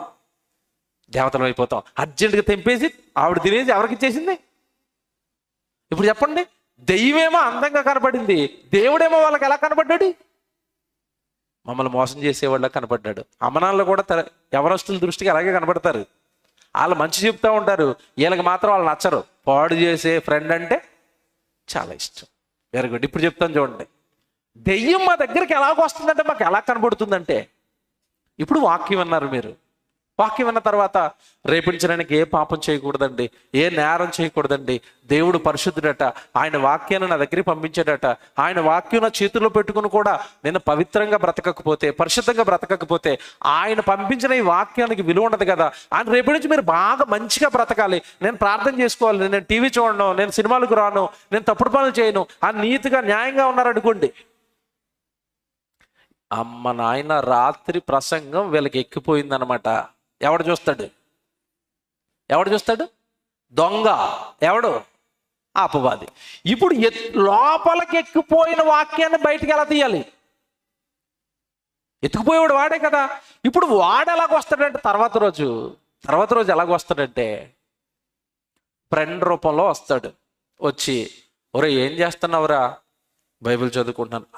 బైబిల్ చదువుతున్నావా? ఇదేట్రా కొత్తగా అంటే, రాత్రి ప్రసంగం పాస్టర్ గారు చెప్పారా, వాక్యం చాలా విలువైందట, దేవుడు చాలా కష్టపడి ఇచ్చాడట, ఈ వాక్యం కన్నులుగా వెలిగిస్తుందట, అందుకే బైబిల్ చదువుకున్నాను అంటే, ఆ పాస్టర్లు అలాగే చెప్తారు, అలాగే పని ఉండదు. అంతే కదండి. సైతాన్ స్టార్ట్ చేసింది నెమ్మదిగా. పాస్టర్ గారు అలాగే చెప్తారు, వాళ్ళకి ఏం పని ఉండదురా, ఆ మీటింగులు డబ్బుల కోసం పెడతారా, ఆ పాస్టర్లు డబ్బుల కోసం సేవ చేస్తారా, వాళ్ళు అలాగే చెప్తారా. ఏ జీవితంలో ఏ కాలంలో చేయవలసిన ఎంజాయ్ ఆ కాలంలో చేయాలరా, మనం యవనస్తులం కదరా, అప్పుడే బైబిల్ ఏటరా, ముసలోళ్ళు చదువుకుంటారా బైబిల్ అనగానే ఈ మాటలు ఎలాగుంటాయి బైబిల్ చదువుతున్నోడికి? నిజమే కదా. ఇప్పుడు బైబిల్ చదువుకోవటం ఏంటి, ఎంజాయ్ చేసే కాలంలో ఇప్పుడు ఇంత కష్టపడి గంటన్నర మేము వాక్యం ఎక్కిస్తే జస్ట్ 2 మాటలతో ఈ వాక్యం అంతా వాడు బయటికి లాగేస్తాడు. లాగుతాడా? లాగడా? లాగుతాడు. ఎవరి రూపంలో లాగాడని అడుగుతున్నాను నేను. నీకిష్టమైన వాళ్ళ రూపంలోనే నీలో నింపబడిన వాక్యాన్ని వాడు తీసేస్తాడు. సాతాను వచ్చి మీ హృదయములో విత్తబడిన వాక్యమును ఎత్తుకొని పోతాడు. చెప్పాడా దేవుడు? చెప్పాడు. మరి సాతాను ఎలాగొస్తాడండి నా దగ్గరికి అంటే, భార్య రూపంలో రావచ్చు. యోబు గారి దగ్గరికి ఏ రూపంలో వచ్చాడు? భార్య రూపంలో వచ్చాడు. ఇంకనూ యథార్థతను వదలకుందువా, దేవుడిని ఒకసారి తిట్టి నువ్వేం చేయాలి? చచ్చిపో. ఆదమ్మ గారి దగ్గరికి ఎవరి రూపంలో వచ్చాడు? అవ్వమ్మ గారి రూపంలో. జాగ్రత్తగా వినాలి. ఒకానొక సందర్భంలో సాక్షాత్తు యేసు ప్రభు దగ్గరికి వచ్చేసాడు. ఎవరి రూపంలో వచ్చాడు? పేతురు. ఈయనేమో సర్వమానవాళి రక్షణ కోసం ప్రాణం పెట్టడానికి నేను యెరూషలేముకి వెళ్తున్నాను అని ఎప్పుడైతే శిష్యులతో చెప్పాడో, నేను అందరినీ రక్షించబోతున్నాను, అందరి కొరకు ప్రాణం పెట్టబోతున్నాను, సమస్త మానవాళి నా ప్రాణ రక్త దర్పణతో రక్షణ వచ్చేస్తుందని ప్రసంగం చేయగానే శిష్యులకి పేతురు వచ్చి అంటున్నాడు, ప్రభువా ఇది నీకు దూరమగును కాక అన్నాడు. అన్నాడు. వెంటనే ఇలా చూశాడు యేసు ప్రభు. ఎవరిని? పేతుర్నే. పేతురు అన్నాడా? ఏమంటాడు? సాతానా. అదిటండి, పేతురా సాతానా? మీరు చెప్పాలి. పేతురా సాతానా? సాతానుగా మారిపోయిన పేతురు ఆ క్షణంలో. ఎందుకు లోపల ఎవరు ఆవరించారు? ఆపు, మీ ప్రభు సర్వమానవాళికి రక్షణ తెచ్చేస్తానంటున్నాడు, ఆపు. ఆయన రక్షణ తెస్తే అందరూ పరలోకం వెళ్ళిపోతారు. నా టార్గెట్ ఏంటి? అందరిని ఎక్కడికి పంపాలి? నరకానికి పంపాలి. పేతురు చెప్పు, పేతురు మీ ప్రభుని ఆపే అనగానే చేపట్టేసుకున్నాడు పేతురు. ప్రభు ఇది నీకు దూరమగును గాక. ఏమంటే ఒక్కసారి వెనక్కి తిరిగి, సాతానా వెనకకు పో అన్నాడు. ఇప్పుడు ఎందుకు చెప్పింది తెలుసండి ఎగ్జాంపుల్? యేసుక్రీస్తుల వారు ఎవరు మాట వింటాడో వాళ్ళందరిలో బయట ఎవడో జనసమూహంలోంచి ప్రభు ఇది నీకు దూరమగును గాక అన్నాడు అనుకో, చాలు చాలు పో అంటాడు యేసు ప్రభు. ఎవరితో అనిపించాలి ఆ మాట? శిష్యులలో అగ్రగణ్యుడు, శిష్యులలో పెద్దవాడైన యేసు ప్రభు, పెద్దవాడైన పేతురు వచ్చి అంటున్నాడు, ప్రభా ఇది నీకు దూరమగును గాక. నువ్వు చచ్చిపోవటం ఏంటి ప్రభా? నువ్వు సిలువేయించుకోవటం ఏంటి ప్రభా? నీ చేతుల్లో మేకులేంటి ప్రభా? నీ తలకి ముళ్ళ కిరీటం ఏంటి ప్రభా? నువ్వంటే మాకు ఎంత ఇష్టం ప్రభా? నువ్వు నీ ప్రసంగాలు వినడానికి ఎంతమంది వస్తున్నారు ప్రభా? నువ్వు చచ్చిపోవటం ఏంటి ప్రభా? ఈ మాటలు ఎలాగుంటాయి చెప్పండి ఆ టైంలో? నేనంటే పేతురు గారికి ఎంత ఇష్టమో, ఎంత బాగా చెప్తున్నాడో, నేను చచ్చిపోకూడదని. మనం ఆ ప్లేస్లో ఉంటే మనం మోసపోయేవాళ్ళం, అవునా కదా చెప్పండి? కానీ పేతురు గారి మాటలకి యేసుక్రీస్తు ఏమవ్వలేదు, మోసం అవ్వలేదు. ఇవన్నీ మీకు ఎందుకు చెప్పారంటే, అపవాది మీ ఫ్రెండ్ రూపంలోనో, నీ భార్య రూపంలోనో, మీ భర్త రూపంలోనో నీలో నింపబడిన వాక్యాన్ని ఎత్తుకొని పోవడానికి వాడు వస్తాడు. ఈరోజు చాలా మంది వాక్యం వినడానికి రారు ఇక్కడికి. ఈరోజు ఇక్కడ వాక్యం ఉన్న వాళ్ళు ఎగ్జైట్మెంట్తో రానుడితో చెప్తా ఉంటారు, ఏమంటే మీరు రాలేదండి, ఎంత మంచి ప్రసంగం తెలుసండి, దేవుడి వాక్యం చాలా విలువైందటండి, అది బంగారం కంటే కోరదగిందటండి అన్నాడు అనుకోండి. వెంటనే వాడు అనుకుంటాడు, అమ్మ నాయన ప్రసంగం ఎక్కిపోయింది దేవుడికి. అప్పుడు ఏం డైలాగ్ వేస్తాడు తెలుసా? ఏంటి వాక్యము బంగారం కంటే విలువైందా? నువ్వు ఉంగరం, నీ చేతికి ఉంగరం ఉంది కదా, అది పట్టుకుని సమాజంలోకి వెళ్ళు, బైబిల్ పట్టుకుని సమాజంలో కొట్టు దగ్గరికి వెళ్ళు, నీకు ఉంగరం కావాలా బైబిల్ కావాలని అడుగు. అందరూ ఏం కావాలని అడుగుతారు? ఏది అడుగుతారు? బంగారం అడుగుతారు. మరి ఇప్పుడు విలువైంది ఏది? విలువైంది ఏది? బంగారం విలువైంది. వాళ్ళు ఏదో చెప్తారు, అలాగే నువ్వు నమ్మకం అంటాడు. అప్పుడు మనకి ఏమైపోద్ది? ప్రాణం. నిజమే కదండి, బంగారం పెడితే 4,000 5,000 ఉంగరం, ఈ వాక్యం ఏముందండి, 200కి 150 రూపాయలకి దొరుకుతుంది బైబిల్. చూసారా? ఇంత కష్టపడి వాక్యము విలువ మీకు చెప్పగానే బయటకు వెళ్ళగానే అపవాది తీసేస్తుంది అది. ఇప్పుడు చెప్తాను వాక్యం.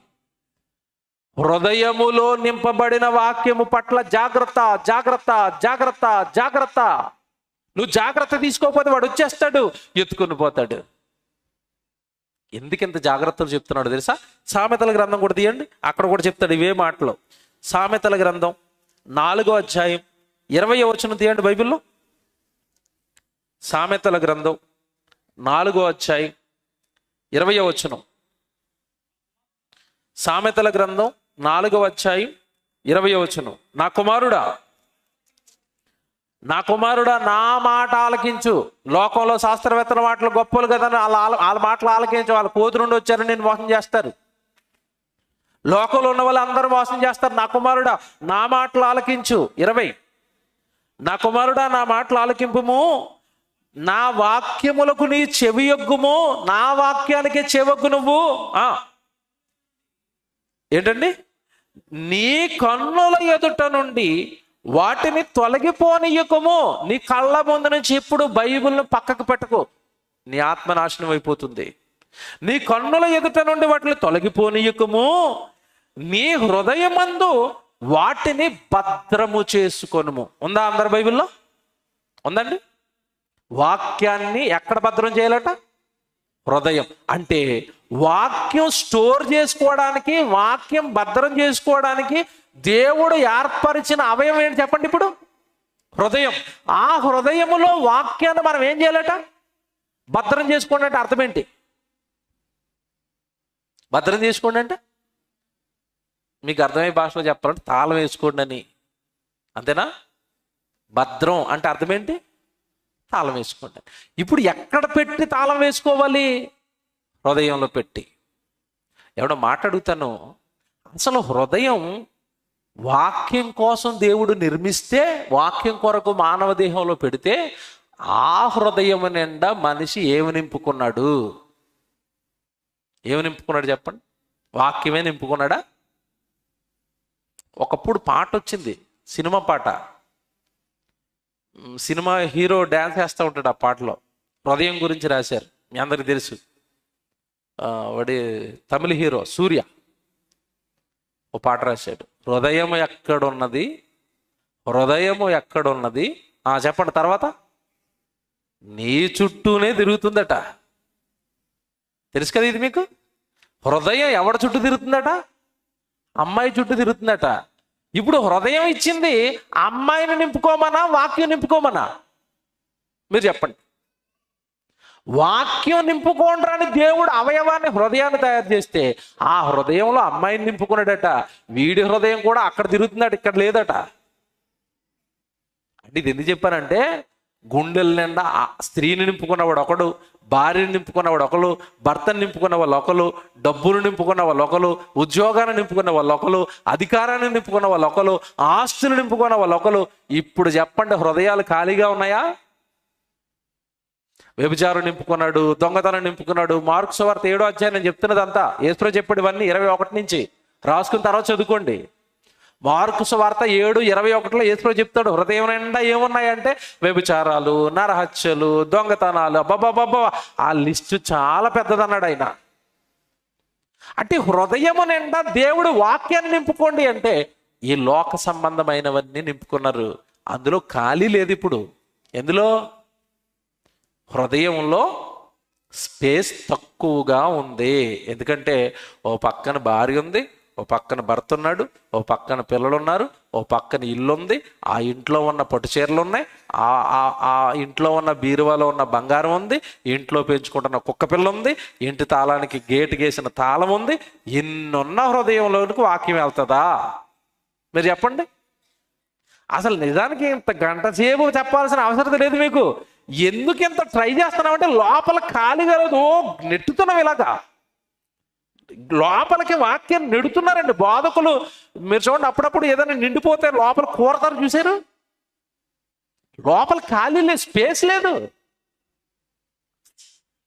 వాక్యం నింపుకోండి అని దేవుడు హృదయాన్ని ఇస్తే ఆ హృదయం నిండా ఈ లోకము, మనుషుల్ని, ఆశలని, కోరికలని, పాపాలని నింపుకున్నాడు మనిషి. అతి కష్టం మీద వాక్యాన్ని లోపలికి పంపిస్తుంటే సైతాన్ గడు ఏం చేస్తున్నాడంటే, ఏంటి ఉన్న చిన్న స్పేస్లో వీడు ఒక వాక్యం విరిగించాడు, అర్జెంటుగా నేను ఏం లాగే లోపల నుంచి. చూసారా? కష్టపడి దైవజనుడు, సేవకుడు వాక్యం నింపుతుంటే ఆ ఉన్న చిన్న స్పేస్లో దీన్ని ఇరికిస్తుంటే దాన్ని కూడా ఆడొచ్చి లాక్కెళ్ళిపోతున్నాడు. అందుకే దేవుడు అంటున్నాడు, నీ హృదయాన్ని నువ్వేం చేయాలి? భద్రము చేసుకో. ఎందుకు భద్రం చేసుకోమన్నాడు తెలుసండి? మీకు అర్థమయ్యేటట్టుగా చెప్తాను ఇప్పుడు. వాక్యము చాలా విలువైంది. ఎంత విలువైందంటే ఈ లోకానికి కనబడని ఒక దొంగ అపవాది వచ్చి ఎత్తుకుని వెళ్ళిపోయే అంత విలువైంది. వాక్యము విలువైంది కనుక హృదయంలో దాన్ని ఏం చేయాలి? భద్రం చేసుకోవాలి. మీకు అర్థం కావడానికి ఉదాహరణ చెప్తాను. మీ ఇంట్లో చాలా వస్తువులు ఉంటాయి. వస్తువులు అంటే చీపురు ఉంటుంది. ఉందా? చీపురు ఉందా అందరింట్లో? అందరింట్లో చీపురు ఉందా లేదా? ఉంది. అందరింట్లో చాట్ ఉందా? ఉంది. అందరింట్లో కుక్కర్ ఉందా? ఉంది. అందరింట్లో బకెట్ ఉందా? ఉంది. ఇప్పుడు నేను చెప్పిన ఈ వస్తువులన్నీ మీ ఇంట్లో ఎక్కడుంటాయి? ఎక్కడుంటాయి? చీపురు చాట ఎక్కడ ఉంటుంది? ఇంటి బయట ఉంటుంది, లేదంటే ఏదో మూల ఉంటుంది, ఎవరికీ కనపడుతుంది ఎక్కడుందో కూడా. రైట్? బకెట్ ఎక్కడ ఉంటుంది? ఎక్కడ బాత్రూంలోనో బయట ఉంటుంది. రైట్? నేను మాట్లాడుతున్నాను, మీ బంగారపు నెక్లెస్ ఎక్కడుంది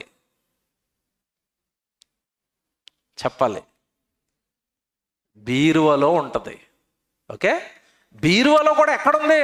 కరెక్ట్గా ప్లేస్ చెప్పండి నాకు. బీరువాకి ఫ్రంట్ 2 డోర్లు ఉంటాయి. దాన్ని తాళం ఓపెన్ చేస్తే నెక్లెస్ కనపడుతుందా? కనపడదు. పట్టు చీరలు కనపడతాయి. మొత్తం కింద నుంచి పైకి మొత్తం అని ఏం కనపడతాయండి? చీరలో. ఏది నెక్లెస్? కనపడదు. ఎందుకు కనపడటం లేదంటే లోపల ఇంకో తాళం ఉంది, చిన్న తాళం, అల్మరా.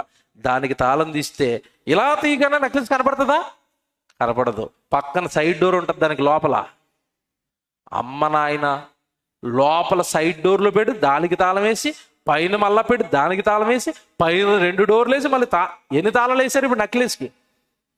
3 తాళాలు నెక్లెస్కి ఎందుకు వేశారు, చీపురుకి ఎందుకు వేయలేదని అడుగుతున్నాను నేను. చీపురు, నేను నా చీపురునండి ఏమండి బీరువాలో పెట్టానని వాళ్ళు చేయొద్దండి. పెడతాడు ఎవడైనా? పెట్టడు. ఎందుకు పెట్టడు? చీపురుని బీరువాలో ఎందుకు పెట్టడు? నెక్లెస్ బీరువాలో ఎందుకు పెట్టారు? నెక్లెస్ విలువైనది, దొంగోడు ఎత్తుకుపోతాడు. చీపురు దొంగోడు, చీపురులు దొంగతనం చేసేవాడు ఎవడైనా ఉంటాడు దొంగోడు? చెయ్యడు. ఏది దొంగతనం చేస్తాడు? బంగారం. కనుక దాన్ని నువ్వు తాళం బీరువాలో పెట్టి ఏం వేసావు? 3 తాళాలు వేసావు. ఇంత మీరు చదువుకున్నారు కదా వాక్యం. దేవుడి వాక్యాన్ని హృదయంలో పెట్టుకుని దాన్ని ఏం చేయాలట? భద్రము చేసుకొనుము. సామెతల గ్రంథం చదవండి. సామెతల గ్రంథం 4వ అధ్యాయం 21 వచ్చిన చదవండి. వాటిని నీ కన్నుల ఎదుట నుండి వాటిని కన్నుల ఎదుట నుండి వాటిని తొలగిపోనీయకుము. నీ హృదయమందు వాటిని భద్రము చేసుకొనుము. భద్రము చేసుకొనుము. భద్రం. ఏది భద్రం? వాక్యం భద్రం. వాక్యానికి తాళాలు వేయండి. వాక్యాన్ని భద్రం చేసుకొనివ్వండి. వాక్యాన్ని ఎవడు ఎత్తుకోపోకుండా చూడండి. నీ హృదయంలోనికి వాక్యము విత్తిన తర్వాత అందులోకి చెడ్డదేది పట్టుకెళ్ళి పెట్టకండి. వాక్యం అక్కడ ఉండదు, ఇరుక్కుపోయి స్థలం సరిపోక అది బయటికి వెళ్ళిపోద్ది. మీకు అర్థం కావడానికి ఉదాహరణ చెప్తాను. నా వైపు చూడండి అందరూ. ఇప్పుడు బీరువా వెనకాల లోపల తాళం తీసి ఆ లోపల తాళం తీశారు కదా, ఆ స్థలం ఎక్కువ ఉంటుందా తక్కువ ఉంటుందా? బంగారం డబ్బులు దాచుకునే స్థలం బీరువాలో పెద్దగా ఉంటుందా చిన్నగా ఉంటుందా? చిన్నగా ఉంటుంది. చిన్నగా ఉంటుంది కనుక అందులో ఏవి మాత్రమే పెట్టావు నువ్వు? బంగారం, వెండి, తర్వాత కొంతమంది ఇంటికి సంబంధించిన డాక్యుమెంట్లు, పొలానికి సంబంధించిన డాక్యుమెంట్లు, ఇవి మాత్రమే పెడతారు అందులో. ఎందులో? ఆ బీరువాలో ఉన్న లాకర్లో. ఎందుకు? ప్లేస్ తక్కువ అంతే కదండి. అందులో చెత్త చెదారం ఏమి పెట్టరు, మంచివి పెడతారు, విలువైనవి పెడతారు. అలాగే హృదయం పెట్టింది దేవుడు లోకంలో ఉన్న మనుషులు పెట్టుకోమనో, లోకంలో ఉన్న ఆశలు పెట్టుకోమనో, లోకంలో ఉన్న భయంకరమైన పాపాలు పెట్టుకోమని కాదు హృదయం చేసింది. దేనికోసమట? వాక్యం కోసం. ఆ వాక్యము తప్ప అన్ని పెట్టారు అందులో. ఆ ఉన్న చిన్న స్పేస్ ఫుల్ అయిపోయింది. ఇప్పుడు వాక్యము లోపలికి వెళ్ళటం లేదు. అతి కష్టం మీద వెళ్ళినా వాడు వచ్చి ఏం చేస్తున్నాడు? దొంగతనం చేస్తున్నాడు. కారణం ఏంటి? మనస్సును, హృదయాన్ని మనం తాళం వేసుకోలేదు. తాళం వేసుకోవటం అంటే ఎలాగో తెలుసండి, మీకు చెప్తాను, బాగా అర్థమయ్యేటట్టుగా చెప్తాను. ఇప్పుడు మీరు ప్రసంగం విన్నారు కదా, మీ హృదయం నిండా ఎవరున్నారు చెప్పండి. ఇప్పుడు ఓపెన్గా మాట్లాడుకుందాం. హృదయం నిండా ఎవరున్నారు ఇప్పుడు మీకు? దేవుడు ఉన్నాడు, వాక్యం ఉంది. చాలా ఆనందంతో బయటికి వెళ్తారండి. అబ్బా దేవ స్తోత్రం అండి, మంచి వాక్యాలు చూపించావు ఈరోజు. దేవుడు వాక్యాలు సామెతల గ్రంథం 4వ అధ్యాయం 20-21, ద్వితీయోపదేశకాండం 4వ అధ్యాయం 9వ వచనం, కీర్తనల గ్రంథం 19వ అధ్యాయం 8వ వచనం, ఇవన్నీ వచనాలు కదండి. వాక్యం నింపుకున్నారు, అలా బయటికి వెళ్ళారు. అలా బయటికి వెళ్ళిన తర్వాత కొంతమందికి ఒక చిన్న రోగం ఉంటుంది. ఏంట రోగం అంటే, ఇంటికి వచ్చిన తర్వాత ఒక అరగంట అయినా సరే టీవీ చూస్తే కానీ నిద్ర రాదు. ఇప్పుడు అలాగా ఈ వాక్యంతో నింపబడిన మీరు ఇంటికి వెళ్ళి రిమోట్తో ఇలా టీవీ ఆన్ చేశారు. టీవీ ఆన్ చేయగానే మొగల రేకులు వచ్చింది అనుకుందాం. స్త్రీలకు చెప్తున్నాను, అక్కడ భార్య భర్తలు గొడవాడుకుంటున్నారు. ఆవిడ ఏడ్చేస్తుంది, ఆవిడ బాధపడిపోతుంది, అలా ఆయన కొట్టేస్తున్నాడు. ఏమండి ఇప్పుడు చూస్తాను ఆవిడ ఏమైపోతుంది చెప్పండి? ఆ సీరియల్ చూడగానే అమ్మ బాబోయ్ ఈవిడ కొట్టేస్తున్నారండి. వాళ్ళు ఏడుతుంటే ఈవిడ ఏడుతూ ఉంటుంది ఇక్కడ. ఇప్పుడు చెప్పండి, ఈ సీరియల్ చూడగానే ఆవిడ ఏడుస్తుంది, ఆవిడ బాధపడుతున్నారు, ఆయన కొడుతున్నాడు, ఏం జరుగుతుందని ఇవన్నీ ఆలోచించుకుని ఇవన్నీ లోపలికి వెళ్ళిన తర్వాత ఇక్కడ చెప్పబడిన వాక్యం ఉంటుందా? మీరు చెప్పండి. ఎంత తెలివిగా ఎత్తుకెళ్ళిపోతాడు తెలుసండాడు. ఏమంటే నిజంగానండి, 100,000 కిలోమీటర్లు ప్రయాణం చేస్తున్నామండి మేము వాక్యం చెప్పడానికి. నిద్రలేని రాత్రులు గడుపుతున్నాం, కుటుంబాన్ని విడిచిపెట్టి తిరుగుతున్నాం, పిల్లల్ని విడిచిపెట్టి తిరుగుతున్నాం. ఇలా తిరగడం వల్ల నిద్రలు పాడైపోయి ఆరోగ్యాలు పాడైపోతున్నాయి, రకరకాల రోగాలు వచ్చేసాయి మాకు అప్పుడే. కారణం రెస్ట్ లేదు బాడీకి. ఇన్ని ప్రయాణాలు చేసుకుని ఇంత కష్టపడి వాక్యం ఎక్కిస్తుంటే వాడు జస్ట్ మొగల్ రేకుల సీరియల్తో తీసేస్తాడు, ఒక చిన్న సినిమాతో తీసేస్తాడు, చిన్న జబర్దస్త్ స్కిట్తో తీసేస్తాడు. చిన్నదండి వాడికి, చిన్నదేగానే ఎంత కష్టపడి మేము నింపిన వాక్యం ఎక్కడికి వెళ్ళిపోద్ది? వాక్యం పోయింది. మొగల్ రేకుల్లో ఆవిడ ఏడుస్తున్న ఏడుపు సీన్ వచ్చి లోపల కూర్చుంది. అందుకే నీ హృదయాన్ని ఏం చేయమన్నాడు తెలుసా? భద్రం చేసుకో, బైబిల్ చదువు, వాక్యం వెళుతుంది, ప్రసంగాలు విను, వాక్యం వెళుతుంది, దేవుడి మాటలు ధ్యానిస్తూ ఉండు, హృదయంలో వాక్యం ఉంటుంది. ఈలోపు సినిమాలు, షికార్లు, ఎవడో చెడిపోయే మాటలు చెప్పేవాడి మాటలు, ఇవన్నీ నువ్వు వింటున్నావు అనుకో, నీ హృదయంలో విత్తబడిన వాక్యం నీ హృదయంలో ఉండదు. అందుకే ఆ హృదయాన్ని ఏం చేయమంటున్నాడు? భద్రం భద్రం. లోపలికి సీరియల్ ఎక్కించుకోకు, లోపలికి సినిమాలు ఎక్కించుకోకు, లోపలికి జబర్దస్తులు పటాసులు ఎక్కించుకోకు, వాక్యం ఒకటే ఎక్కించుకో. అప్పుడు హృదయంలో కాస్త వాక్యం ఉంటుంది, కాస్త దేవుడి కోసం బ్రతుకుతావు, కాస్త దేవుడి కోసం ఆలోచిస్తావు, నీ బ్రతుకేంటో నీకు అర్థమవుతుంది. హృదయంలో ఎప్పుడైతే వాక్యం ఉందో తప్పు చెయ్యవు, పాపం చెయ్యవు, బూతులు ఆడవు, వ్యభిచారం చెయ్యవు, నరహత్యలు చెయ్యవు, పాపపు కార్యక్రమాలకి సపోర్ట్ చెయ్యవు. వాక్యం ఉంది గనక ఆ వాక్యం నిన్ను కాపాడుతుంది. విత్తబడిన వాక్యాన్ని దుష్టుడు వచ్చి హృదయంలో నుండి ఏం చేస్తాడు? ఎత్తుకుని పోతాడు. సినిమాగా, సీరియల్గా, రకరకాల రూపాలలో వాక్యాన్ని వాడు ఎత్తుకుని పోతున్నాడు. మత్తయి సువార్త 13వ అధ్యాయం 9వ వచనం చూడండి. మత్తయి సువార్త 13వ అధ్యాయం 9వ వచనం. మత్తయి సువార్త 13వ అధ్యాయం 9వ వచనం. చెవి గలవాడు వినుగాక అని చెప్పాను. యేసుప్రభు ఏమంటున్నాడండి? ఆ ప్రారంభంలో ఏమనుంది? చెవి గలవాడు వినుగాక. నేను మాట్లాడుతున్నాను, ఆ ప్రసంగం వింటున్న వాళ్ళకి చెవులు లేవా? యేసుప్రభు ఏమన్నాడు చెప్పండి అక్కడ? చెవి గలవాడు వినుగాక. ప్రసంగం చెప్తున్నప్పుడు వింటున్న వాళ్ళకి చెవులు లేవా? ఉన్నాయా? ఉన్నాయి. చెవులు ఉన్న వాళ్ళకి ప్రసంగం చేసి యేసుప్రభు అంటున్నాడు చెవి గలవాడు వినుగాక. అంటే అర్థం ఏంటో తెలుసా? చెవి ఉంది, కానీ ఆ చెవి దేవుడి వాక్యానికి పనిచేయటం లేదు, దేవుడి వాక్యాన్ని వినటం లేదు, అది విన్నా పట్టించుకోవట్లేదు. అది చెవి గలవాడు వినుగాక. దుష్టుడు వచ్చి, ఆ శిష్యులు వచ్చి ఉపమాన రీతిగా ఎందుకు వారితో మాట్లాడుచున్నావని వారిని అడగగా ఆయన ఎట్లనను, పరలోక రాజ్య మర్మములు ఎరుగుట మీకు అనుగ్రహించబడి ఉన్నది, కానీ వాళ్ళకు అనుగ్రహించబడలేదు. కలిగిన వానికి ఇవ్వబడును, వానికి సమృద్ధిగా కలుగును. 19వ వచనం చదువుతామండి, క్షమించండి, 19వ వచనం అండి.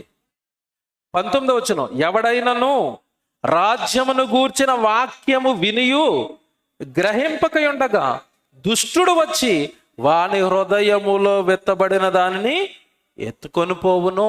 విన్న తర్వాత నువ్వు దాన్ని గనక గ్రహించలేదా, నువ్వు గనక దానిని పట్టించుకోలేదా, హృదయములో విత్తబడిన వాక్యాన్ని దుష్టుడు వచ్చి ఏం చేస్తాడట? ఎత్తుకొని పోతాడు. నేను మరలా చెప్తున్నాను, దయచేసి మీ అందరికీ మీ హృదయానికి తాళం వెయ్యండి, మీ హృదయాన్ని భద్రం చేసుకోండి, మీ హృదయాన్ని ఎప్పుడు దేవుడి వాక్యంతో నింపుకోండి, దేవుడి ప్రసంగాలతో నింపుకోండి, దేవుడి పాటలతో నింపుకోండి. అప్పుడు హృదయములో విత్తబడిన వాక్యాన్ని వాడు ఎత్తుకొని పోడు. తాళం వెయ్యండి. నా హృదయంలోనికి నేను వాక్యం తప్ప దేన్ని రానివ్వనండి, సినిమా పాటలు రానివ్వనండి, సీరియల్లో రానివ్వనండి, ఎవరు మాట్లాడుకుంటున్న దుష్ట మాటలు, బూతు మాటలు నా హృదయంలోకి రానివ్వనండి. నా హృదయాన్ని వాక్యంతో నింపుకుంటానండి. కొలసీలకు రాసిన పత్రిక, ముగించుకుందాం. కొలసీలకు రాసిన పత్రిక 3వ అధ్యాయం, కొలసి పత్రిక 3వ అధ్యాయం 16వ వచనం. హృదయం దేంతో నింపుకోవాలి, నీ హృదయం నిండా ఏముండాలో చెప్తున్నాడు. కొలసి పత్రిక 3వ అధ్యాయం 16వ వచనం. సంగీతములతోనూ కీర్తనలతోనూ ఆత్మ సంబంధమైన పద్యములతోనూ ఒకనికి ఒకడు బోధించుచు బుద్ధి చెప్పుచు కృపాసహితముగా మీ హృదయములలో దేవుని గూర్చిన గానము చేయుచు. మీ హృదయాలలో ఏముండాలట? దేవుని గూర్చిన గానము.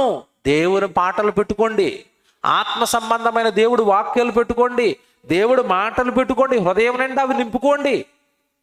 హృదయము నిండిన దానిని బట్టి నోరు మాట్లాడుతుంది. నీ హృదయంలో వాక్యం ఉందనుకో, నీ నోట్లోంచి కూడా ఏ మాటలు వస్తాయి? వాక్య సంబంధమైనవి, దైవ సంబంధమైనవి వస్తాయి. హృదయం నిండా కల్మషం, దుష్టత్వం, పాపము, నేరము హృదయం నిండా నింపుకున్నారనుకో, మీ నోట్లోంచి కూడా అవే మాటలు వస్తాయి. అవి మీ పరలోకపు తండ్రికి నచ్చవు. అలా మాట్లాడినా, అలా మీరు ప్రవర్తించిన నిత్యాగ్ని దండానికి వెళ్ళిపోతారు. మనల్ని రక్షించడానికి దేవుడు ఏం పంపించాడు? మన దగ్గరికి వాక్యం పంపించాడు. ఆ వాక్యం నీకు వినిపిస్తున్నాడు. ఆ వాక్యాన్ని హృదయంలో ఏం చేసుకోమని చెప్తున్నాడు? భద్రం చేసుకోండి. ఇప్పుడు చెప్పండి, వింటున్న వాక్యం ఎందుకు నిలబడటం లేదంటే, విన్న వాక్యాన్ని మనం ఏం చేసుకోవటం లేదు? భద్రం చేసుకోవట్లేదు. బంగారాన్ని భద్రం చేసావు, వెండిని భద్రం చేసావు, దస్తావేజులు భద్రం చేసావు, వాక్యాన్ని ఎందుకు భద్రం చేసుకోవు? నింపబడిన హృదయాన్ని ఎందుకు భద్రం చేసుకోవట్లేదు? తాళం వేసుకోవట్లేదు? అందులోకి వేరే వేరే చెత్త అంతా ఎందుకు ఎక్కిస్తున్నారు హృదయంలోకి? పవిత్రమైంది కదా వాక్యం. ఆ పవిత్రమైన వాక్యం పెట్టిన చోట నువ్వు పనికిరాని లోక సంబంధమైనవన్నీ ఎందుకు పెట్టుకుంటున్నారు హృదయంలో? మీకు మాట్లాడుతాను, స్త్రీలకి ఫ్రిడ్జ్లో పెట్టిన ఏమన్నారు దాన్ని, బీరువాలో లాకర్లో బంగారం పెట్టారు కదా, ఆ బంగారం ప్లేస్లో రాత్రి మిగిలిపోయిన కూరగానే అన్నంగానే పెడతారు అక్కడ? మీరు చెప్పండి, పెడతారా? పెట్టరు. అది పెట్టుకోవడానికి ఏముంది? ఫ్రిడ్జ్ ఉంది. ఫ్రిడ్జ్లో పెట్టేవి ఎందుకు బీరువాలో పెట్టరని అడుగుతున్నాను నేను. బీరువాలో అన్నం పెట్టి వదిలేయండి, ఓ 4 రోజులు బీరువా అంతా ఏమైపోతాయి? వాసన, కంపు. పెట్టకూడదు అందులో. విలువైన పెట్టేది, విలువైన వస్తువులు పెట్టేది అది. మరి హృదయం కూడా దేవుడు వాక్యం విలువైంది అన్నాడు కదా, అది పెట్టుకోవడానికి కదా హృదయాన్ని నీకు అవయవాల్లో పెట్టాడు, నీ శరీరంలో పెట్టాడు. నువ్వెందుకు మరి కుళ్ళిపోయేవి, నిన్ను పాడు చేసేవి, నిన్ను నరకానికి గెంటేవి, దేవుడికి నచ్చనివి అవన్నీ నువ్వెందుకు హృదయంలో పెట్టుకుంటున్నావు? ఆలోచించి ఒక్కసారి రాత్రి. పిల్లరా, దేవుడు వాక్యము నింపుకున్న తర్వాత లోపలికి ఏవి పంపించకండి. తాళం వేసేయండి. సినిమాలు, లోకంలో ఉన్న పాపాలు, బూతులు, నేరాలు, ఆలోచనలు, మనుషులు చెప్పే మాయోపాయాలతో కూడిన మాటలు, ఇవేవి కూడా నా హృదయంలోకి ఎక్కించుకోకండి. మీకు మాట చెప్తాను, సినిమాలు చూసేవాడితో మన కుర్రోడు తిరుగుతున్నాడు అనుకోండి, వాడి హృదయం నిండా ఏమెక్కిపోతాయి? సినిమాలు ఎక్కిపోతాయి. వాడి నోట్లోంచి ఏ పాటలు వస్తాయి?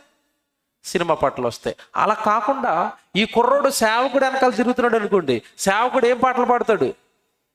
దేవుడు పాటలు పాడతాడు. ఈ నోట్లోంచి కూడా ఏ పాటలు వస్తాయి? దేవుడు పాటలు వస్తాయి. మీకు అర్థమైందా? భద్రం చేసుకోవడం అంటే అర్థం ఏంటో? లోకంలో ఉండే చెత్త లోపలికి రానివ్వకండి, లాక్ చేసేయండి, తాళం చేసేయండి. ఎందుకంటే హృదయం పవిత్రమైన వాక్యం నింపుకునేది, పవిత్రమైన దేవుడి పాటలు నింపుకునేది. ఏమంటే కొంతమందిని చూస్తామండి, వీళ్ళు నాకు సంబంధించి హృదయంలో 2 డోర్లు ఉంటాయి వీళ్ళకి. ఎందుకంటే 2 డోర్లు అని ఎందుకు అంటున్నానంటే, మైక్ ఇచ్చుకున్నారంటే దేవుడు పాట పాడతారండి, అదిరిపోద్ది పాట. ఈ దేవుడు పాట చూడకుండా పాడేస్తారు కొంతమంది. చూడకుండా మైక్ ఇచ్చుకుని దేవుడి పాట పాడుతూనే ఉంటారు. అంటే హృదయంలో ఏముంది? ఇప్పుడు దేవుడి పాట ఉంది. ఈ పాట పాడిన వాళ్ళు తెల్లవారి ఎక్కడైనా మార్కెట్లో కనబడినప్పుడు చూడండి ఏం మాట్లాడుతున్నాడు? గొడవలు, బూతులు, ఏమంటే భయంకరమైన మాటలు, అతని నోట దూషణ మాటలు. ఎదిట్రా బాబు, రాత్రి పాట పాడేవు కదా, తెల్లవారు బూతులు ఆడుతున్నావంటే, నా దగ్గర 2 అలమారాలు ఉన్నాయి. ఓ పక్క బూతులు పెడతాను, ఓ పక్క ఏం పెడతాను? దేవుడు పాట పెడతాను. ఇక్కడ చెప్పనా, ఎప్పటికైనా లోపల పెట్టిన దేవుడు పాట నీలో ఫలించదిక. ఎందుకు? పక్కనే ఏం పెట్టావు? బూతులు. వద్దండి. పవిత్రమైన దేవుడు చేసిన హృదయంలో పవిత్రమైన దేవుడు పాటలే ఉంచండి, దేవుడు మాటలే ఉంచండి, దేవుడు వాక్యమే ఉంచండి. దాంతో మీ హృదయాన్ని ఏం చేసుకోవాలి? భద్రం చేసుకోండి. అర్థమైంది కదా?